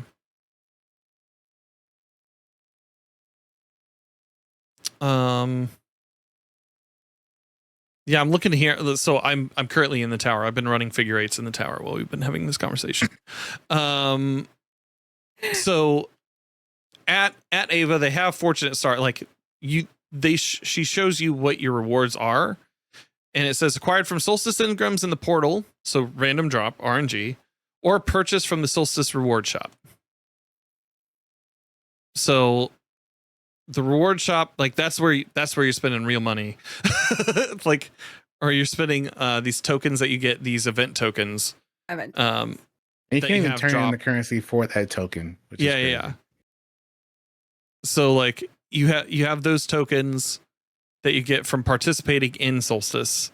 But that's really the only way to get that and how to purchase those. So yeah. Silver. Yeah, man. I don't even think that's silver. Like I don't even, like looking at it. You can't spend silver for it? No. Which I think is how they get around. And how do you get it? So you get the event tokens by doing daily and weekly challenges. And by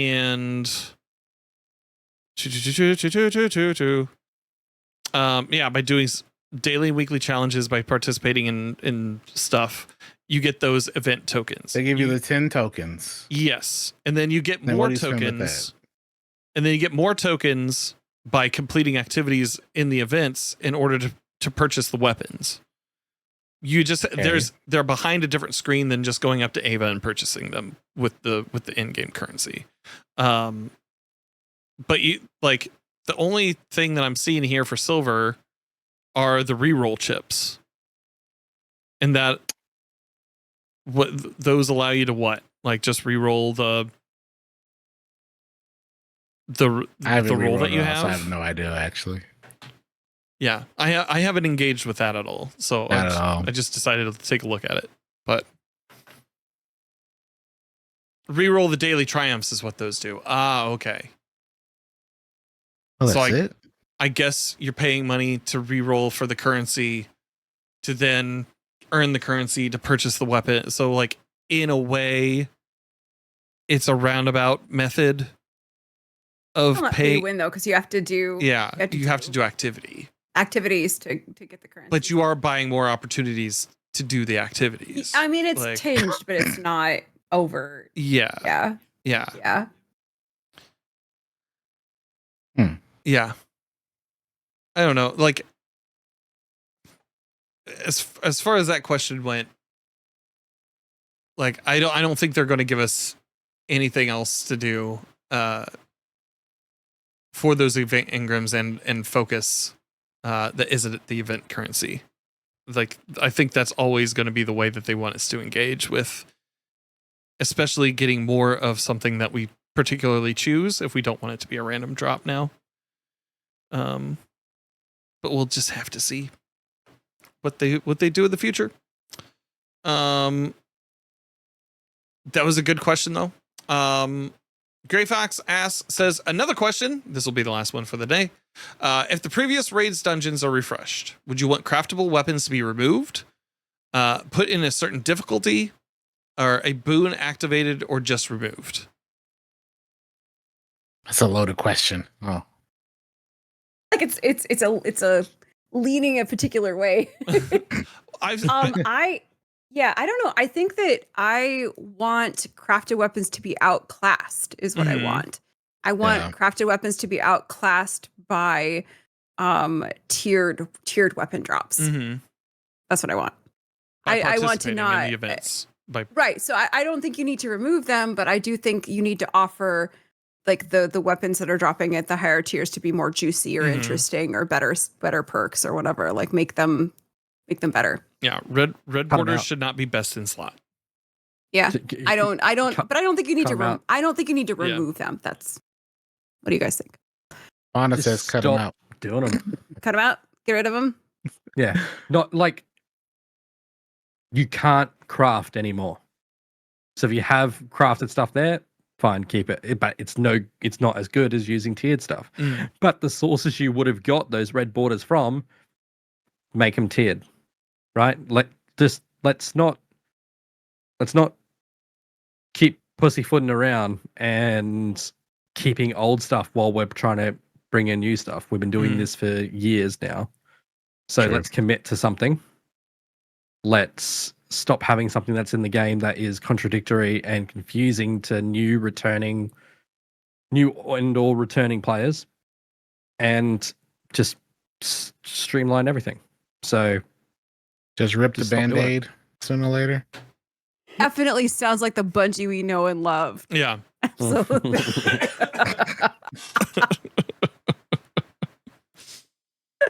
Oh my god. If they could do that, that'd be great. Because I mean, I would personally like to just see high tier gear for me participating in the raid or dungeon, or whatever that it is. I agree with. Yeah. Just it's if they want to let you have red boards and craft it, I'm not going to engage with that anyway. So it's like fine, but like I'd rather participate in the content and get my high tier gear. Yeah. And I would imagine you can't craft like high tier gear anyway. Not so I thought that wouldn't be a big issue. Well, you can't craft like a weapon that has like all enhanced everything with like two columns of like 3 perks and stuff. So. But I think where it is now, it's like you could craft things that were best in slot, and you would never like. True. You would get 5 of something, and then you're like, okay, and my grind is over for that. I think the way that they are leaning is way far away from that methodology. You might still get some red borders, but I would be very surprised if it was like you're going to see any desirable perks when messing around with those pieces. The problem is like you can only use 2 perks at a time anyway. So it's like I've always felt ever since they've given us the whole tiered weapon that it's only worth it for vault space conservation. Because you can only use 2 perks at a time anyway, even if they are already enhanced and all that. So outside of that, both of them are enhanced. Both of them have the same 2 perks. Unless they were to ever create a system where the weapons that drop in the world that are tiered have 3 perks at a time, or you can use multiple perks. Obviously, they can't because their system's already going to break. It's not that big of a deal to have multiple sources to get the loot, but the best source should definitely be droppable from like the tiered system. Can you, as you level up weapons, right, the tiered weapons, do they get enhanced, like the traits, do they become enhanced? Or well, after like tier 2 and tier 3, they drop instantly full tiered. Full right, enhanced. okay, cool. So that's still technically enhanced. Like those traits are enhanced. But it's not so like we're not removing that whole enhanced system is still there. So yeah, so like if you have like say if they were to go back and do like DSC, or we'll just use Vault of Glass. If they were to go back and do the tier system for Vault of Glass, then the only reason a player like myself would want to go get that gear is for vault space. That's it. Because the tier system doesn't really affect the weapons as harshly as they affect the armor. Because you can only have 2 weapon perks on at a time. And since you already have the ability of having 2 and 3 and 4 perks available, granted they are enhanced. So on certain perks, that enhanced ability is worth it, whether it be for like a shorter timer, longer perk timer or something. That's like the only time it's really worth it. From what I can tell, is having certain perks that are enhanced, because I might get an extra 1 second on my bait and switch, or like a half second cut off on like auto loading holster or something. Which I've always preached for as well. Just rip it off. Just take them out. I'm personally fine with them ripping it off. They'll never do it, but yeah, I don't need the crafteds anymore. No, I'm fine with it, but I definitely see a space for it in kind of like the transition. But you know, crafting exotics is a different sort of thing. You know, where we do the crafting of and going and doing those catalysts, and then maybe having a little bit more of a customization and option of like something that matters a little bit more, where we are crafting those exotics, right? So certain exotics can be crafted in that way, the way we currently do have, but legendaries just make them all tiered. And I know they're making, they're switching exotics over next month or in November or something to. They did mention that they're going to give them the tiered system, which I've been preaching that they should. But they won't for exotic weapons, no? No, not yet. Then, like, I mean, that makes but sense. Then to me. how would that fucking work? Like, that wouldn't fucking work whatsoever. It So, would work. crafting like, system for exotic weapons. You can tune your stuff, right? And then exotic armor, that's cool. They're bringing that over. You're going to be able to drop stuff, and it's going to be distributed differently, right? That's going to be good when that comes out eventually. Yeah. Exotic weapons won't fucking work. Yeah. They have a lot of systems, and whatever they can do to streamline them, I'm all about. It's just, there's a lot of systems that can, even for a player like myself, become confusing, because the further away I get from engaging with that system, I just forget how it works. Yeah. You know, and it's like, I would much rather everything in the game be in one system with different steps on a ladder, as far as like how you can engage with it, what's the cap, before you have to move into the next step of being able to engage with like a higher tier of gear. Because you're gonna have that issue with the raid, like we already talked about. You're gonna have the issue with raids where like, well, I did Desert Perpetual and got all this sick tiered 4 and tier 5 gear. I want to go try the other raids, and then you go into other raids, and you know it's like nothing. But hey, you can craft some weapons in here. But like, well, what's crafting? It's just. I'm still gobsmacked that they didn't take the stuff from the last event that we had before Edge of Fate and be Rights like, of the Nine. Yeah, the Rights of the Nine stuff, and be like, hey, this is your first taste of tier 3 stuff. It is not equivalent to tier 2 or 3 stuff, honestly. No. Like, I'm still kind of gobsmacked that wasn't the introduction of the system. And to make it feel like something that you were doing was actually carrying over and mattering for an event that was like basically at the end of life for that DLC. I feel like that would have been a perfect even time. Great Files Access. Anyone actually even using? Yeah. I've deleted. The only one I think I kept is like one of my 1-2 punch shotguns. Like one of the shinies or something like that. Like, or like a couple of holofoils. Yeah, but none of it. Like, they made a big deal of like the holofoils and everything, but like, even when we were grinding for it, I was like, this doesn't feel like it like makes much sense for us to have. Like, or that there's not really any motivation to get this stuff other than just the collection of it. Just to collect. Yeah. So, yeah, man. I don't know. Confusing. But yeah, craftable weapons. Keep them for the kindergartens, I say. Just don't let them craft newbies. it. Just don't let them craft it like too high. No best in slot stuff. Don't change it too much or we'll have the crafting 2.0. Right.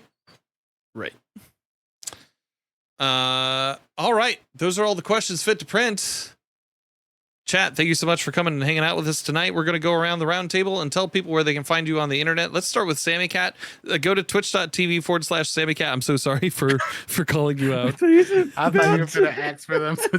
No. I wasn't going to do it again. I wasn't going to do it again. I wasn't going to do it again. Go check out our friend Sammy Cat. They're not here anymore. Not here on the podcast. They're still here on this terrestrial plane. Goodness. Oh my God. All right. That would have been you missed a golden opportunity to just be quiet and just be like, we're gonna go over to Sammy Cat, tell us where you are, and then just crickets. No, I know it was, but I feel bad for the last time, so I'm overcompensating now, and I feel real weird and real bad about it. All right, Bonafide Hero, where can people find you? You can find me Twitch pretty much Monday, Tuesday, Wednesday morning for the US, and UK as well, I guess at the same time. And then just all around the place with Bonafide Hero. Epic Dan, what about you, friend? You can find me on the twitch.tv/EpicDan22, on the TikTok, on the YouTube, on the Insta. Anywhere else I miss, you can just Google it, and you'll just Google Epic Dan and you'll find me everywhere. Tiddly, how about you, friend? It's twitch.tv/Tiddly. I'm live 9 o'clock Central, Monday through Friday. So come by for some auditory caffeine. You can also find me on Blue Sky at Tiddly. All right. My name is Danfinity. You can find me at DanfinityGG on just about every platform. Danfinity.gg is my website. Go there for stuff.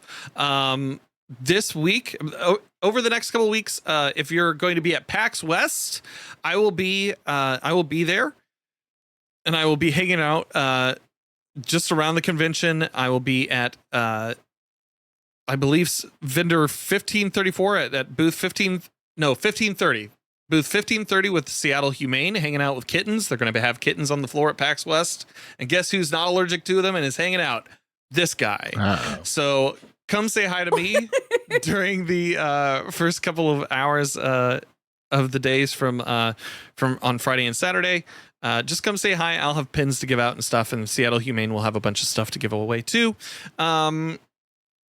If you are listening to this before Tuesday, before we close out our charity campaign, we are $900 away from our stretch goal of $6,000 raised for the American Cancer Society. We will be ending that on Tuesday, the 19th. Everybody's like given so much and just been awesome. We're going to give away a Beyond Light collector's edition, generously donated by one of our community members when we hit the $6,000 mark. So come through Tuesday the 19th, and I'll see you there. With that said, that's all for tonight. Thank you so much for listening, and we hope you find what you're grinding for.